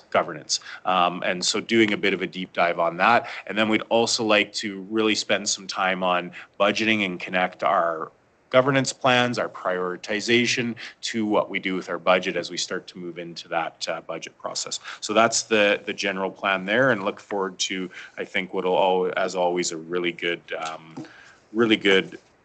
planning retreat. I think that's it for me, unless there's questions. Or if I missed something. Any questions? I don't think you missed anything. All right, we will move on to board chair's report. I had one item in board chair's report. You'll see in the memo 100 years of women elected to office in Lethbridge. So on December 9th, 1924, Susan Bodden and Mary McClenahan were elected as trustees to the Lethbridge Public School Board, and they became the first two women elected to office in Lethbridge. And last week, on December the 10th, Lethbridge City Council held recognition of the 100-year anniversary of this event. So Mary McClenahan served on the board for a few years and was the first woman to be elected chair of the Lethbridge School Board. Susan Bodden served on the board for 18 years, and Susan Bodden School opened in 1951. And after a major expansion in 1969, which merged 3 schools into one, and I learned this history reading about this, the school was renamed to Fleetwood Bodden Elementary School. So Councillor Belinda Crowson presented Lethbridge School Division of a framed print of the 1925 Lethbridge Public School Board trustees, and we have it here in the room right now, over on our snack table if you're in the room. And I would love to see a spot for that picture to go up in the boardroom if we're able to make that happen. So elected officials present at City Hall last week were Rachel Thomas MP, and then Councillor Jen Schmidt-Rempel, and then trustees from Lethbridge School Division, as well as female trustees from Holy Spirit School Division. So it's definitely an honor to be part of that historical recognition. It's an honor and a privilege to be able to serve as a woman on this board and serve our community in this capacity. And I do want to extend gratitude to Councillor Belinda Crowson, who's an active member of the Historical Society of Lethbridge, as well as Trustee Alison Purcell. I know, Alison, you and Belinda worked quite a bit on this project to bring it forward and to recognize female trustees, female governors, their impact and their work. And so thank you for bringing this forward to us, to allow us just to recognize the ongoing impact of their space. Thank you. So definitely please take a peek at the photograph in the corner. And for those who are going to come visit our boardroom, hopefully you'll be able to see it up on the wall soon. Are there any questions or comments on that? Allison. Just a quick comment. Thank you for those that were able to come. It was fabulous to have everyone there, and huge thank you to Belinda for putting this together and informing us of the information. I'm just curious if for the memo, if we can just make sure that going down in history, we want it to be correct, is that it was Susie Bodden, not Susan Bodden. So knowing it's 100 years of history, if we can just make sure that we have Susie Bodden is who we're honoring. And then, of course, I would never miss a moment to knowing that next year is an election for school board trustees. And I would encourage anyone to run, but certainly support as well any women that want to come forward to put their names forward to run for school board trustee. So thank you.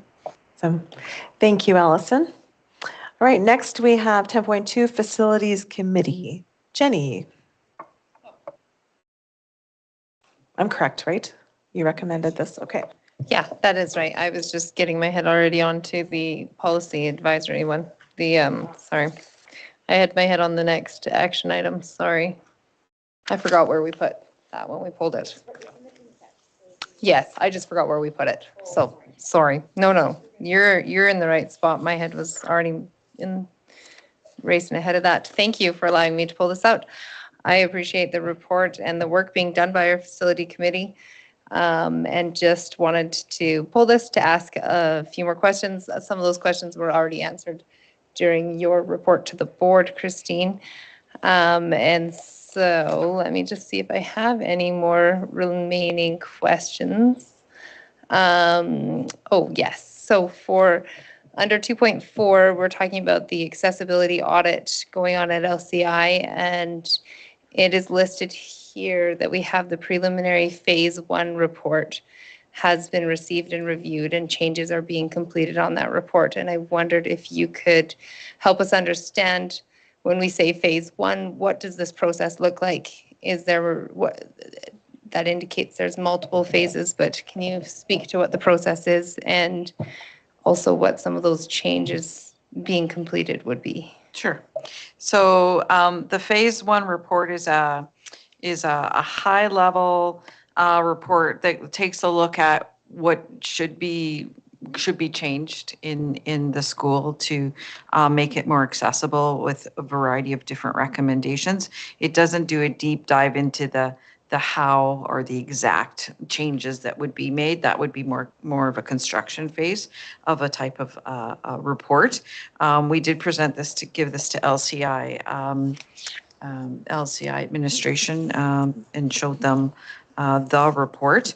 It recommends, just on a high level, top priority things to look at for 1 to 2 years. Now you got to understand, we have to take time to look at this, because some of this stuff, if we get a modernization school, we don't want to spend good money after bad, if you know what I mean. So we have to watch what we do, depending on where we are in the modernization. If we get planning money for modernization, some of this stuff we may or may not do, depending on what we do in the school. But it gives us a sense of what needs to be done to improve accessibility.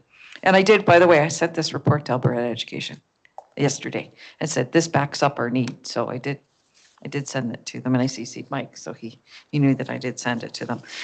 Some of the things we're looking at is, it's not any big secret. We need some new universal toilets that are more accessible. We need to make modifications to a number of existing washrooms to make them more accessible, and that sort of thing. Those are big ticket items, but those were ranked in by our consultant by stuff that should be done in the next couple of years. High priority items to be completed to 2 to 10 years would be power doors in washrooms, making modifications to interior stairs such as handrails and that sort of thing, making modifications to the library for better access, looking at accessible signage, consulting a interior designer to find better ways to do wayfinding and acoustics. Again, we're talking also accessibility related to sight and hearing and that sort of thing. Different specialty spaces might need listening devices, different furniture. Again, this all very high level. It's not saying what, but the type of, to look at.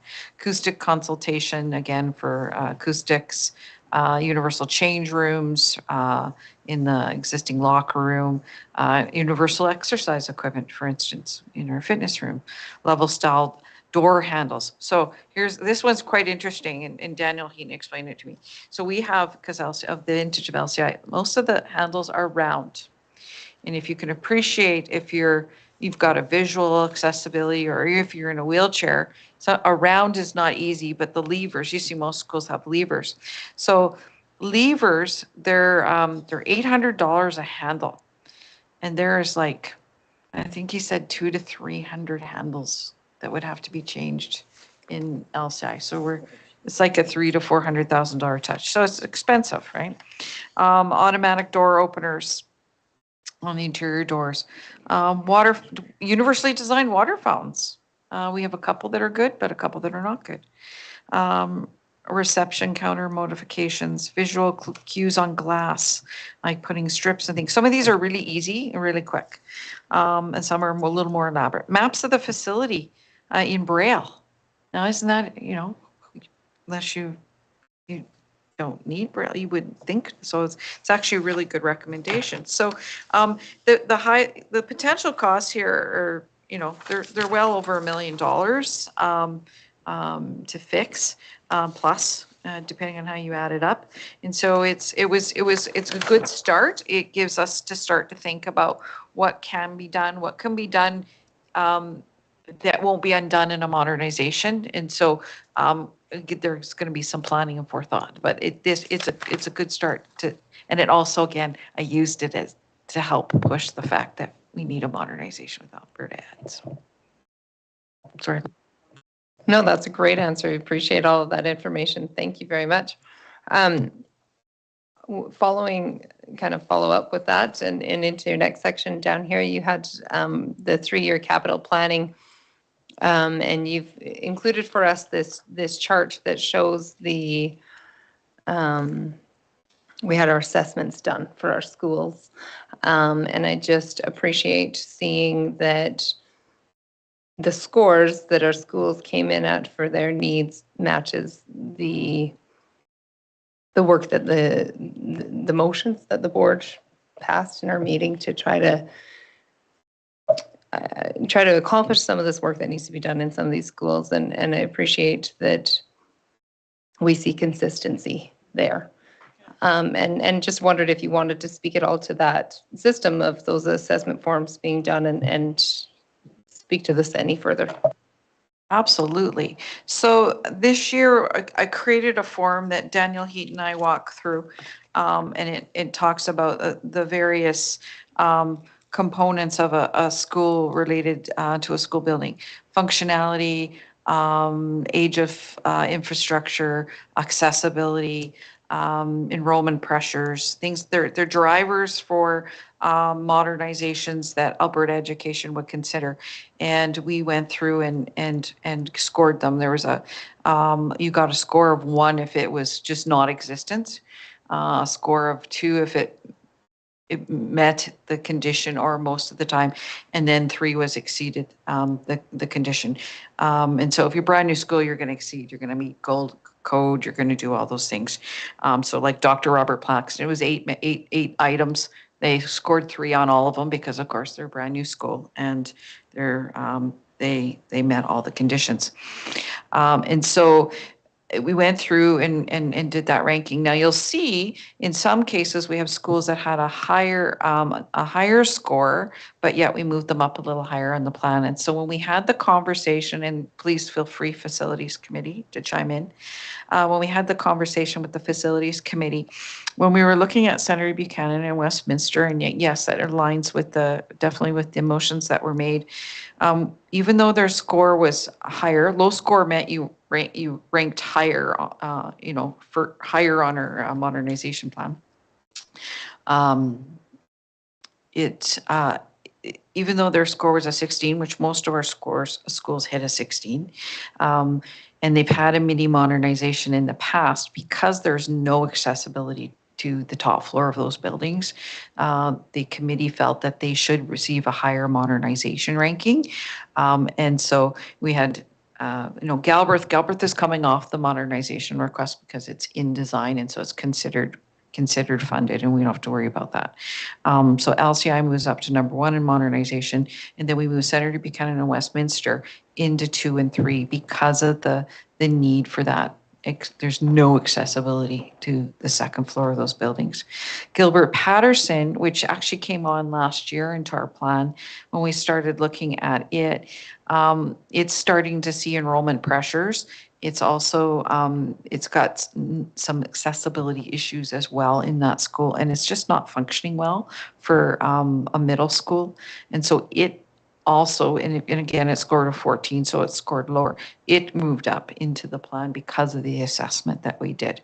And so we tried to take a very, very, objective look, and then brought it to facilities and reviewed that those documents, and then talked about, okay, we've got 2 schools here that even though they're a 16, where there might be schools that are 13, 14 or whatever that received a lower score, should they move ahead of them because of the accessibility? And that was the decision made by the committee, and also aligns again with the board motions made earlier. So I appreciate that additional information, and even the chart itself contains very detailed information that's helpful in understanding things like, yes, the score is lower, but we're getting modular classrooms, so it's not ranked quite as high. And so we appreciate the thoughtfulness that went into this, and that work that went into assessing the needs in each of our schools. And we appreciate that system you've created, you and Daniel, your work on that.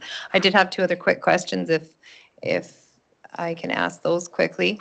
I also appreciate the work being done to work with the city in identifying sites for new schools. I think that the information coming back through our West Side study, as well as things we were already aware of, is all pointing to such an immediate need for schools, both at our high school and our elementary levels. And we appreciate that work and that collaboration with the city. And I wondered, it says, your report lets us know that planning and I'm assuming that city planning is currently reviewing possible options for the school division, and that they will then advise of potential options and steps required to obtain a suitable site.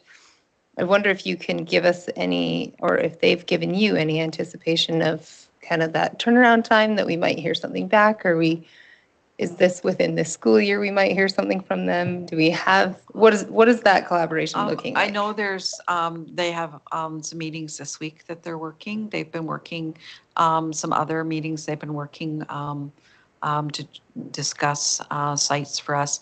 And so I suspect I will, I will follow up definitely in January, but I will probably know more where they're at in January. But I have to tell you, they are working. They're working hard, and so there's a variety of little hoops they have to jump around to do some work and some planning, and in some cases, depending on the piece of land, they may have to go get an area structure plan redesigned and approved, and that takes a little longer because that's a city council process. So depending on where they land, that might take a little longer. But if we find a site at least that they're in process, I can work with that to then use that information with Alberta Education to say, we've got a willing partner here who's working on our behalf and help us move that along. Thank you for doing that work, and gratitude to the city as well in their efforts and in taking that time to make this a priority for us and helping us to try to benefit Lethbridge in that way with these schools. It's something that we as a board are interested in assisting in whatever advocacy we can, and so however we can support that, please let us know, and we are excited for the work being done, so thank you. I did have one other question with the safety monitors, and this is just more, I sat on this committee last year, and so that was when we implemented these monitors and had quite a bit of conversation around them. And so I know in that conversation we talked about, what is this going to look like once they're in schools now, and I appreciate the report to that. And so my question was, is there anything that is needed in bringing this back to governance? Is there anything that is needed in to be included into any of our policies or is this more, it would be something with procedures when it comes to how do we handle the information that comes from these monitors? Is it just handled at school level? Is there a need for a division level process for our administrators to support our administrators in knowing how to handle different levels of alert? Or is there anything where this should be included somewhere in policy? Just thoughts on that. Yeah, I don't believe you need a policy on it because it would be an administrative practice and defined at each school based on what meets their needs. Currently, we're doing a review of them because we need to tweak them and get them tailored to each school a little bit better because they're causing them some grief at the moment, our administrators. And so I do have a new coordinator of maintenance who just had this dropped on him. And so he's trying to get up to speed. And so he'll work with our company that supports us and we'll move from there. But really it would be tailored to each school and how they want to handle their process and how they use them. But we have to get them working to where they meet the needs of the school first before they can even look at that. So it's all part of the growing pains of the pilot. So, but at this time, we're not intending to buy any more until we get them working the way we want. And also it's money. So. Perfect. Thank you for that information. I appreciate that added detail. Thank you. Thank you, Jenny. Allison. You've put your hand up first. Perfect. Sounds good. So I sit on facilities committee, so thank you for the report and I appreciate working through the chart and how we had that conversation and worked through having the priority for the capital plan. That looks great. Question that I have, and it also came up at DSC, Division School Council, when we look at Senator Buchanan and Westminster, the comments speak to mini modernization to address accessibility, but then the next sentence is currently no accessibility to the second floor. When this had been brought forward as a motion, it was to look at the accessibility concerns to meet all of the needs. It's not just about to the second floor. So I just wanted to confirm that it is more than just about the elevator to the second floor and that it is looking at and addressing the accessibility to concerns that ensures that we are meeting the health, safety, and compliance requirements for all of our students and staff. Oh, for sure. When we send in this is only capturing a small piece of it. Another piece of this is a gym, right? That's also for Senator Buchanan. They need a gym. But we send in the request. If we get planning funds for it, then that's when we start to look at, is it more than just that? We know that's the main reason is an elevator and accessibility second floor, but are there other challenges that we need to address while we're there? There might be a washroom we need to fix. There might be, and then we define the scope during a planning process. Okay. Yeah. I just wanted to confirm, knowing that it had been brought forward to DSC, and I know that the report that was done for LCI covered so many different areas. So I think that's great, and believe I stated at DSC that it would be more. So I just wanted to make sure that I stated that correctly. Okay, and then the other question I have is in regards to the West Lethbridge school sites. So and with the city piece. So I watched the city council meeting last week where there is actually let's see what they call it, response. So there was a city council inquiry and then the administrative response is provided. And in that response, they say that there's an existing vacant elementary school site in the north side of Lethbridge. And I don't know if there's anything or any conversation in regards to, are we looking at a north side school site?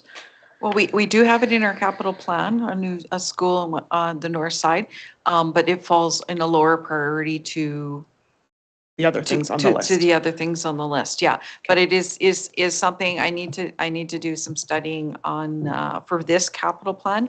Need to be doing some studying on the impacts of the new I think it's called Blackfoot Village that they've got in construction and its impact in what we think the impact might be on our enrollment. And so it may move Northside School up higher depending on that study. So yeah, I've got to work on that for the capital plan, but yeah. And then the part that was, I thought that was interesting, the part that they talk about this existing vacant lot in the north side, but the more concerning part for me was where it states that they'll report back to City Council with an update in the Q2 of 2025, which is beyond the time that we would be doing our capital plan and the deadline for us to submit our capital plan. So to me, that's extremely concerning that we aren't going to be hearing back. They're going to report back to council, and then by the time they actually report back to us,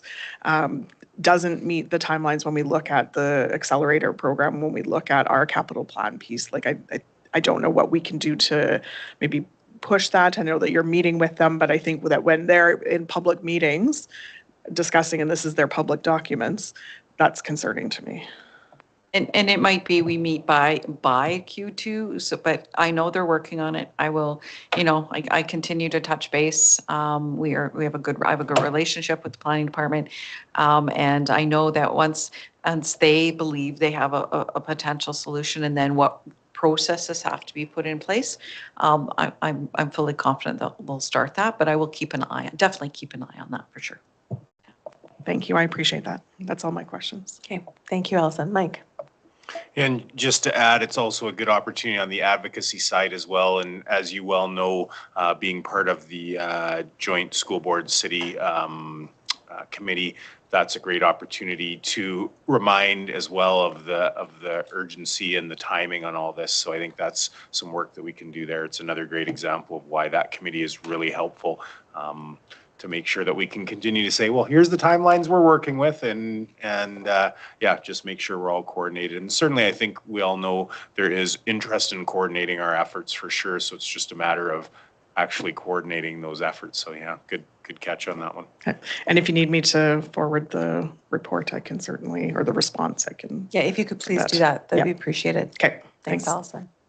Any other questions on the facilities report? Andrea? I too wanted to say thank you so much for sharing and for the chart and for scoring all of the schools. It's great to see how it lines up with the capital plan, so thank you. And I do love in our city how we have so many twin schools. And thinking of Mike Mountain Horse and Proby and how similar they are. I know Mike Mountain Horse opened in 1987. Could you remind me of when Proby opened?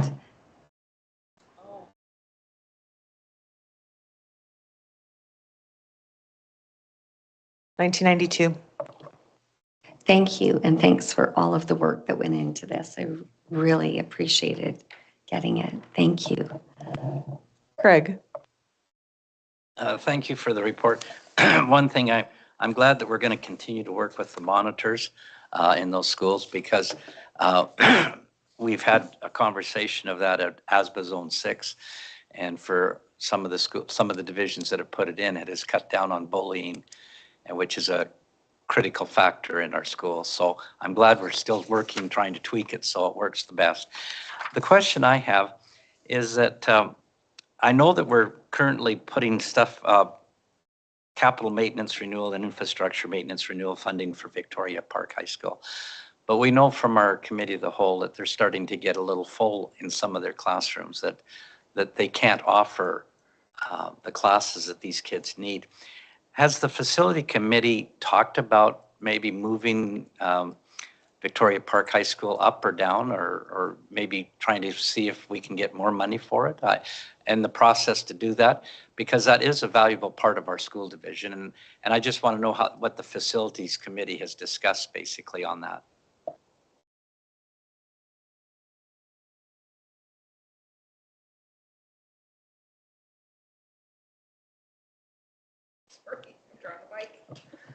My understanding is that the CMR funding is being used for Vic Park, right? And so we are wanting as a division to ensure that any funding for modernization that comes on top of it can go to other facilities so we can get more, more schools modernized as they're needed. Is that correct from our, I believe that's correct from our conversation. You were there. I'm also looking at you, Allison. Yeah. Mike. Yeah, and I'll just add, Craig, it's a really good question in terms of sort of expanding the footprint of Victoria Park and their ability to serve more students.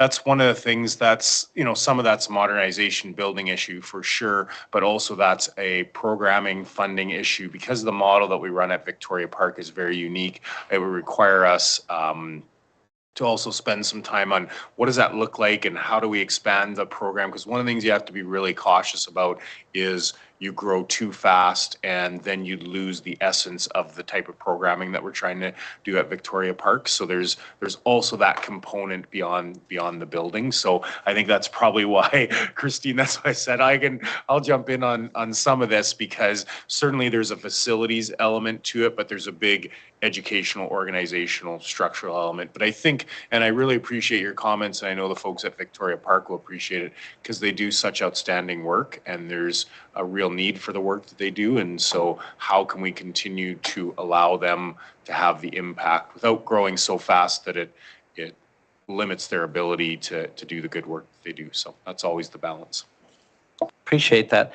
I think they do a tremendous job. And I just, you know, as we listen to them and we look at it, of course, all schools could use more money for modernization and that, but that building is an old one. and I appreciate any of the money that we're putting towards that.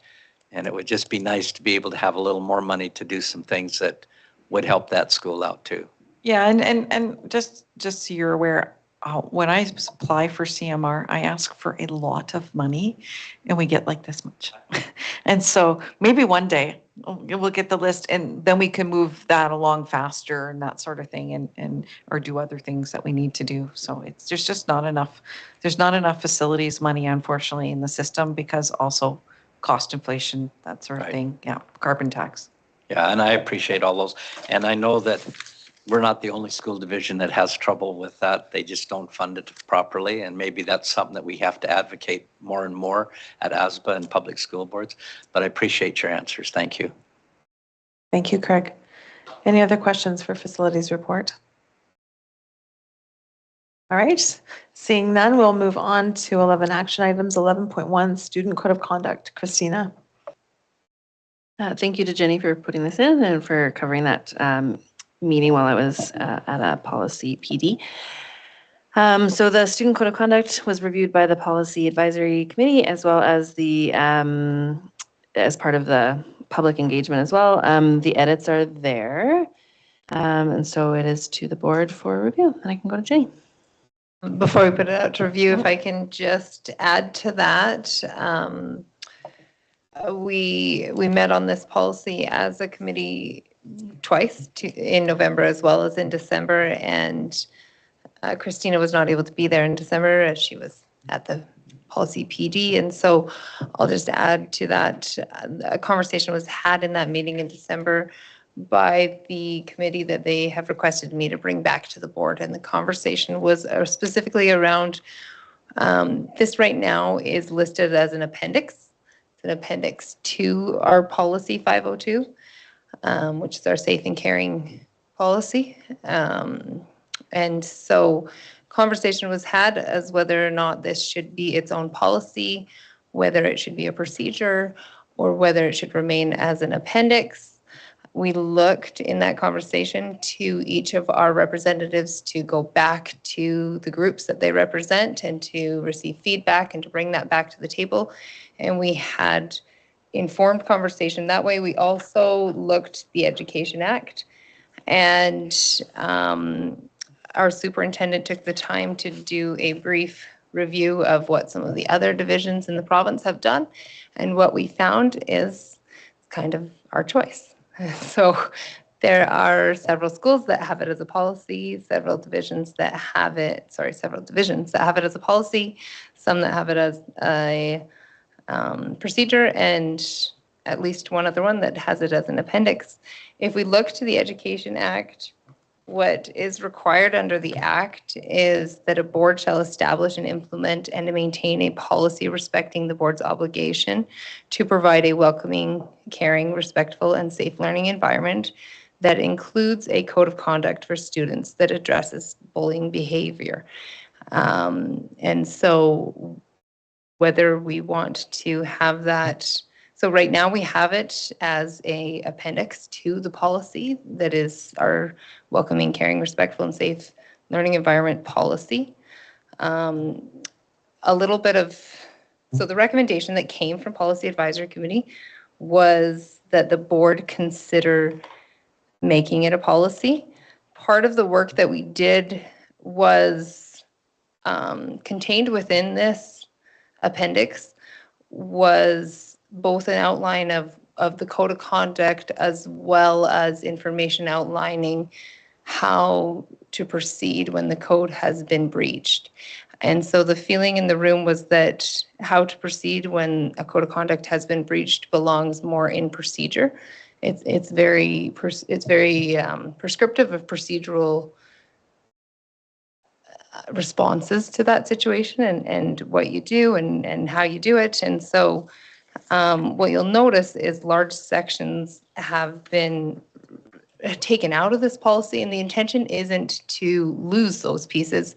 The intention is to reorganize those pieces. And so what you'll see is, or what you've seen is a lot of number 7 and a lot of number 9. Those are all areas that we thought was more appropriate to be held under a procedure. And so with that came that conversation of, do we add a procedure to an appendix? Should this be its own policy? And so that was the advice that came from Policy Advisory Committee, was to make this a policy that also contains then the procedures. Also understanding that we are doing work with a consultant in developing a framework and organization of our policies.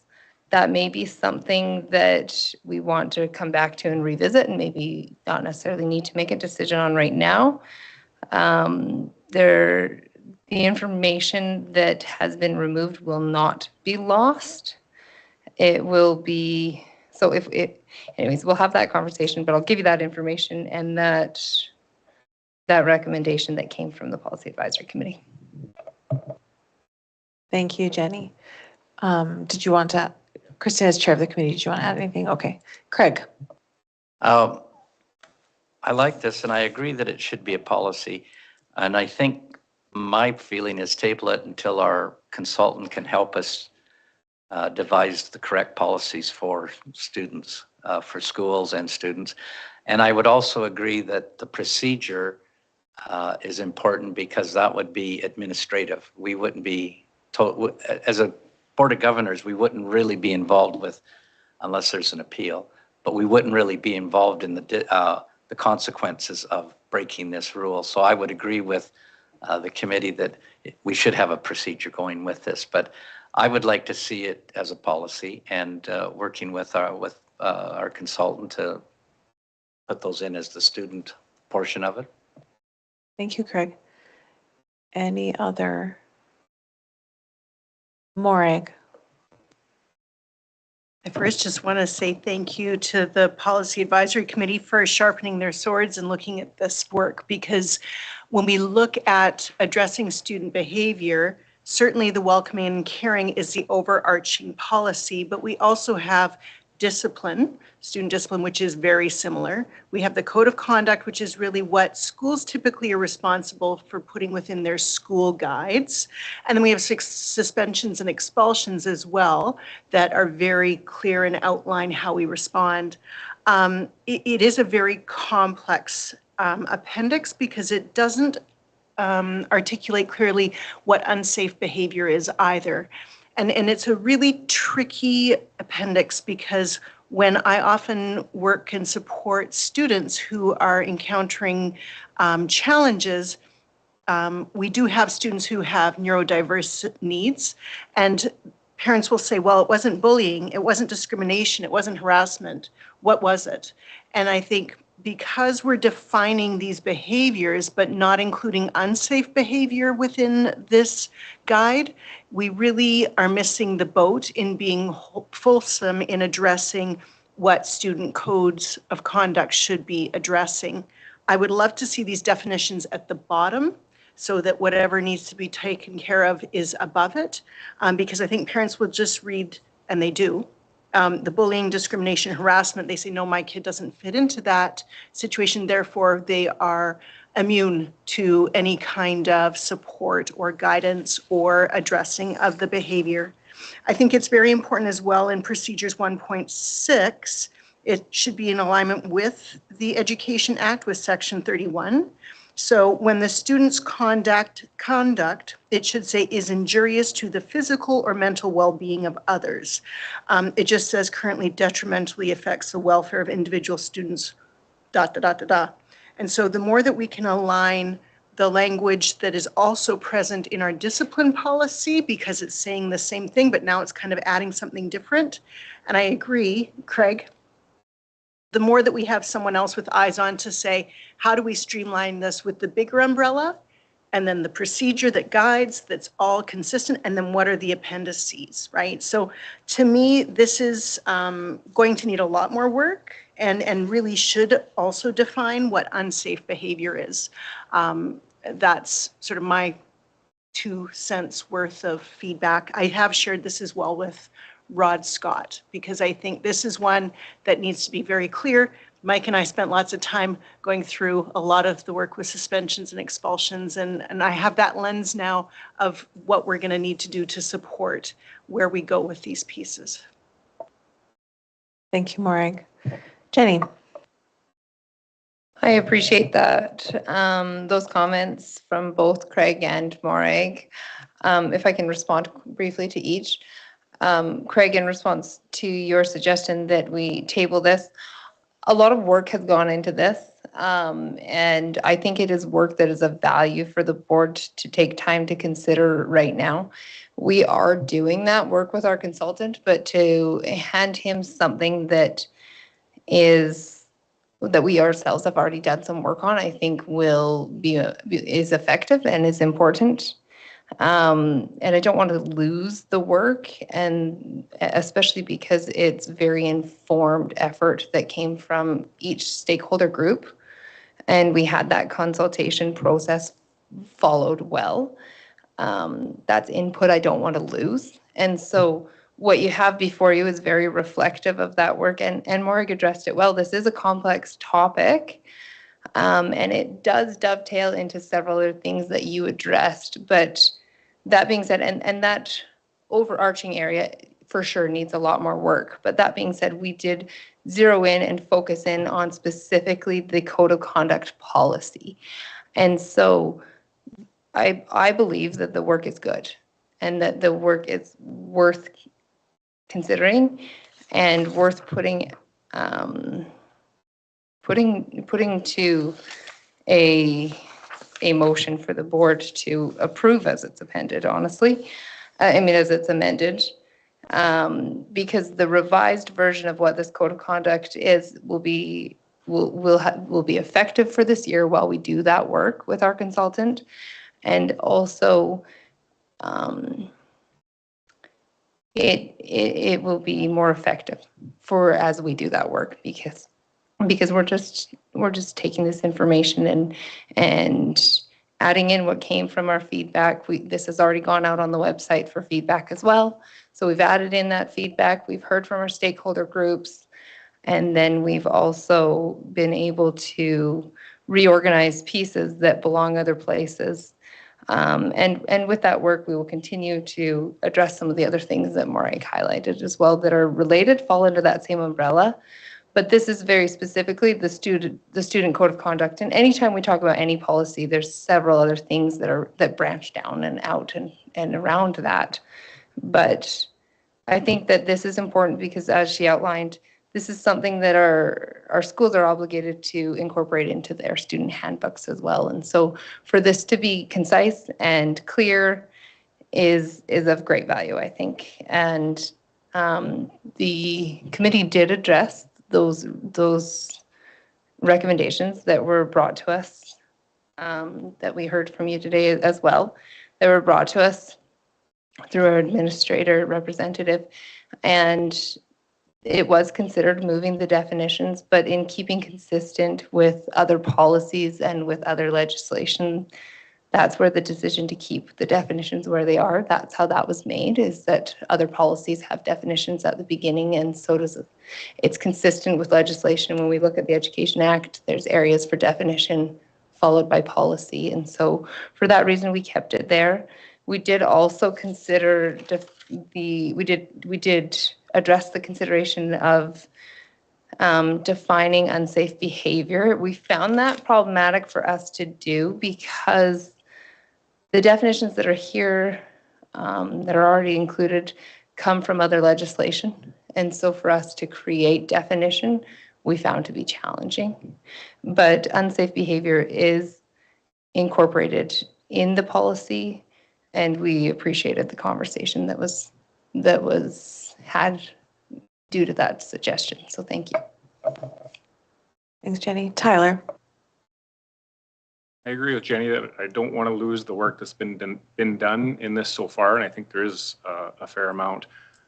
So I also agree with Craig that the consultant should be reviewing this, but I also think that if we improve this policy now, that just gives the consultant a better starting point. So I would like Jenny to move amendment to this policy, and then I have a friendly amendment I would like to make after that, and that's kind of my opinion on it. Just very, very quick. One of the things that we should put in there in this up atop where it says that the policy's been amended multiple times, we did review it last year. That's a requirement under the Education Act. We review it every year. So just an FYI, we will have to remember to ask Kelsey and Wayne, we have to just make sure we acknowledge that we reviewed it every year. So that's one change that isn't noted on there. It's a very minor administrative thing, but I just wanted you to know that. So. Right, I'm going to recommend a motion before further conversation on this. So if there is a motion for the table, I would appreciate that being read.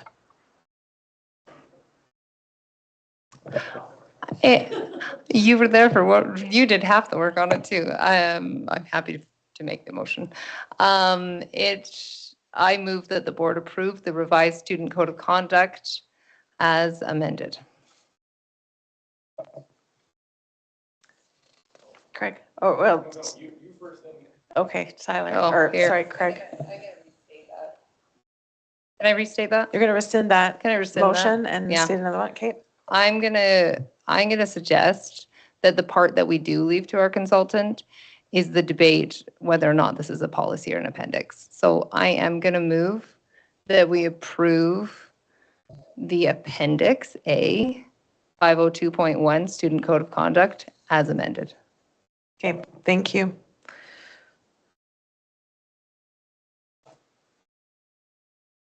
All right, any discussion? Craig? Well, I was just going to make mention that we weren't going to lose anything. All tabling does was just keep everything there, and then we could give it to the consultant. But I can support this motion as an appendix, and then knowing that we're going to get to that part with the consultant before June, then he can help us further delineate or add it, combine the procedure or policies and create a procedure or whatever.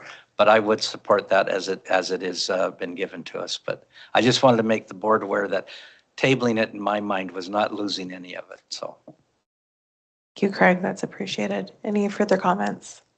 Tyler? I would like to make a friendly amendment. Under procedures 3.1, really 3.1 and 3.2. So 3.1 is restated again in 3.2. So, and the way I read it, I actually like 3.1 on its own.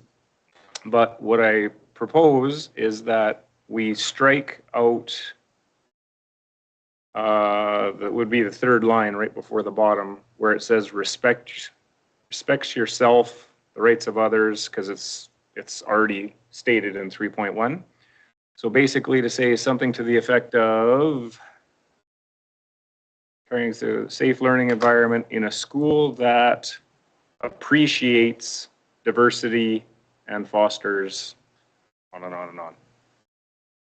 So we're going to basically strike respects yourself, the rights of others, and replace that with appreciates. So 3.1, Jenny, states respect yourself and the rights of others in the school. 3.2 repeats those words. Yeah. So it would be the very last line of 3.2 on that page. Change respects to appreciates, and then just cross out yourself, the rights of others. I think you can keep the word respects in there because you're respecting diversity, right? Like it's respecting all of those things. Yeah, I know, but we had respect in the first one and respectful ahead of that, so I just went with a different word as appreciates. Okay. That's why. You're right, we could keep it, but we just keep saying the same word. Anyways, that's my friendly amendment if you're open to it. All right, open to discussion. Is this considered a friendly amendment? Yes, I'm seeing nods. Yes. I want to change one word to your amendment, so do you need to amend your amendment? Do you have to reject? Oh, okay, friendly amendment was accepted as friendly. I like it, other than, I'm not sure we can trade the word appreciates, trade the word respects for appreciates and still capture the same meaning and intention. I'm using the word appreciate now. I appreciate what you're doing because I like the literary consideration of changing your word, but I do think in this context, it needs to be respects. It would be my. Well, and I respect that opinion that you have, so I'm okay with leaving respects there if you want. Like I said, the only reason I was changing is because we use it a lot, so that's fine for me. Perfect. So I'm going to throw out a friendly question. If you're removing respects yourself and the rights of others from 3.2, why would you not remove 3.1? And you can, but yes, I thought of that, and you can do that, but I actually like 3.1 on its own. To me, it's almost a bit of a separate thought without losing it in 3.2. So you could go either way, but that's the way I decided. no, I appreciate that. I respect that. Thank you. Thank you. I respect that you respect that. All right, is this a friendly amendment, keeping respect in there as well? That's one I appreciate. Okay.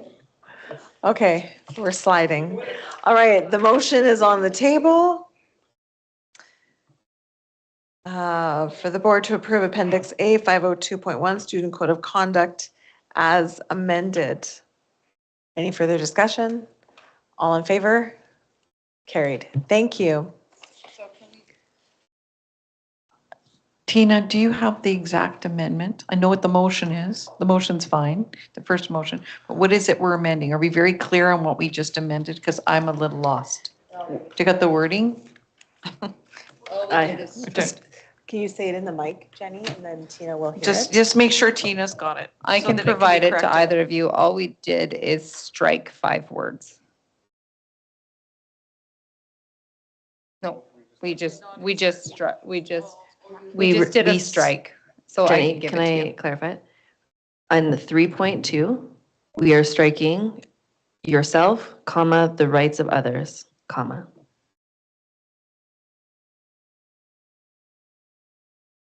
Right, excellent. Tina has it. Thank you, everyone. Okay, now we move on to number 12, division highlights. Tyler, I'm going to start with you. I'm good, thanks. You can move on. All right, Allison. That was fast. So I had already given the one division highlight. I would like to highlight, I was able to go to the LCI choir performance, and they may have multiple choir performances, but I went to one of them. And what I want to highlight in regards to that, it was a fabulous performance, but one thing that I really appreciated was the leadership opportunity for one of the grade 12 students, where the teacher that's been working with the students has led and allowed this grade 12 student to have a leadership opportunity and to learn more about conducting. And she was able to conduct the choir at the performance. And it was just to see that leadership opportunity, knowing that that student plans to go on to have a music career, and just really the support that we provide to our students was absolutely phenomenal. So that grade 12 student, her name is Neve Bilby, and it was just amazing to be able to see her be able to exemplify her leadership skills. And then I wanted to highlight as well that this last week we've been able to deliver treats out to our staff, and it's always great to be able to go into our schools and bring such great greetings and wish everybody happy holiday season and Merry Christmas. And just one of the schools that I went to, they certainly had a tough situation that they were dealing with when I went in, and just knowing that our staff are going through lots, our students are going through lots, and it's we're almost there to the break. And just to highlight to support our staff as they make it through this last week, and our families, because it's always hard. And then the ATA dinner, it was wonderful to be able to go and share and just sit down and have conversation and talk about what's happening in classrooms and what's happening in our staff teachers' lives. So those are my highlights. Thank you. Thank you so much, Allison. Andrea. I too really enjoyed the ATA dinner and appreciate being invited to that. And I just love visiting the schools in December with all their wonderful events that they have.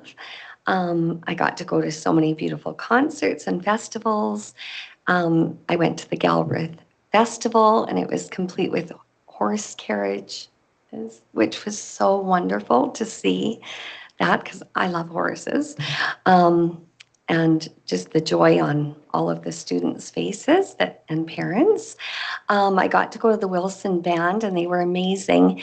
And wanted to highlight that the U of L had a program with them where they sent music students out, and those children got individual lessons on instruments.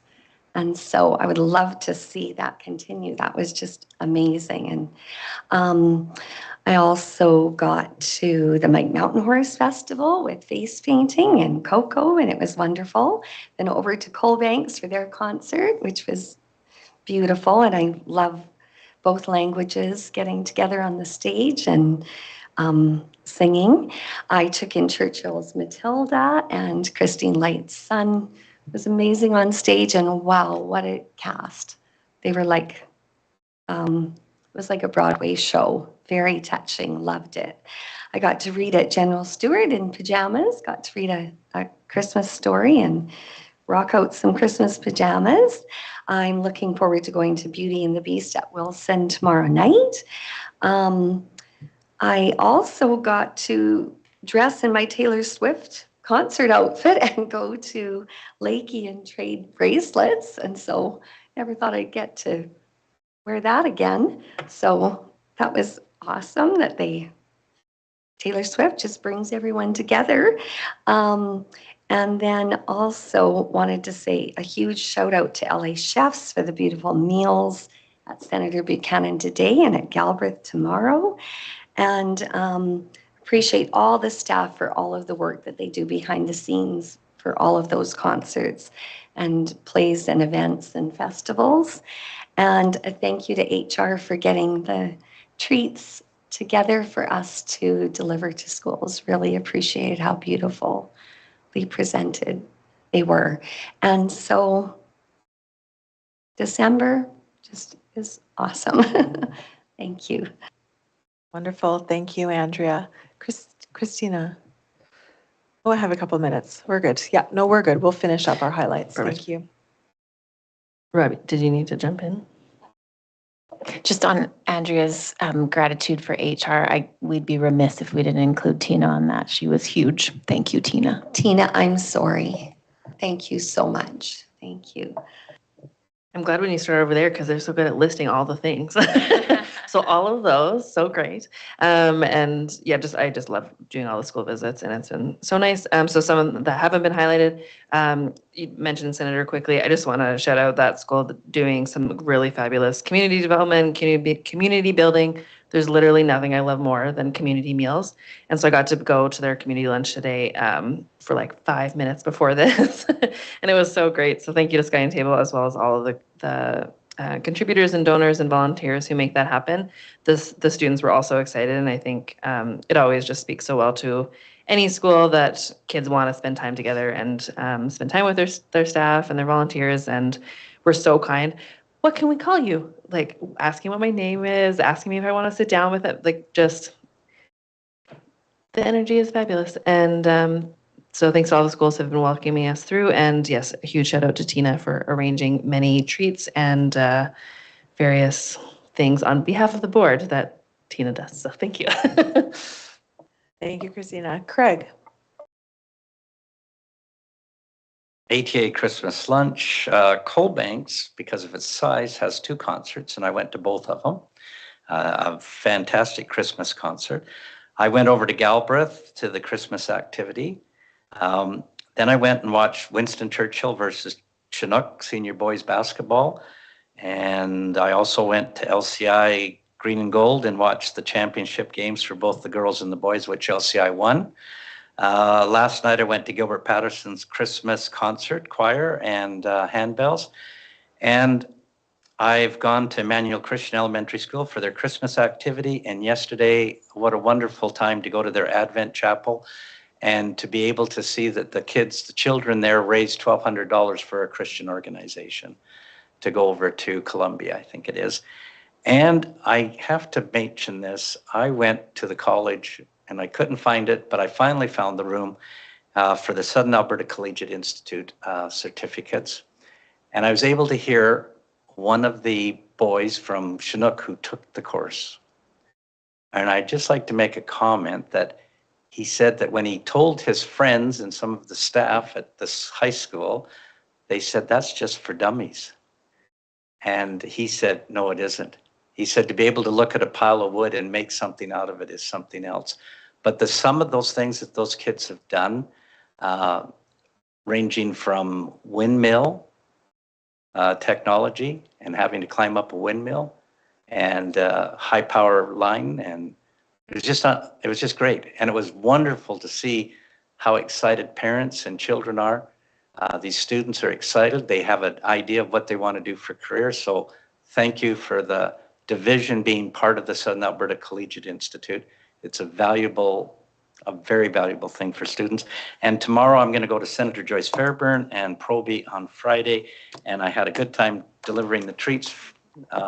So thank you to everyone that set them up. And I would just like to take this time to wish everybody here a Merry Christmas and a Happy New Year. Thank you so much, Craig. I appreciate that. And cheers to that student for having pride in his ability and gift for woodworking creativity and be able to speak against negative words, right, of where he may be called to work and be. So that's really incredible. A lot of amazing things have been listed. December every month is a full month. December is a very full month, but it's been weeks of celebrations and events. I won't list everything that I've been to, but I did attend Salsa in the Swamp at GS Lakey, and that was a phenomenal event with salsa dance lessons and language games and lots of delicious food. And Dean Hawkins was there welcoming the Spanish bilingual program to the new elementary school on the west side. So it was a really, really fun event. It was great to have lunch with the Churchill staff the other week and just spend time with those staff members and hear how they're doing. And yes, I also took in Matilda, and it was phenomenal. I think we have really incredible fine arts in our division. We have incredible teachers that mentor and inspire our students and just give them opportunities, not just to perform, but even, as Allison said, to lead and learn through leading. So yeah, just a privilege to be able to go to those events. It is 5:03. Tina, do we have anybody present for public forum?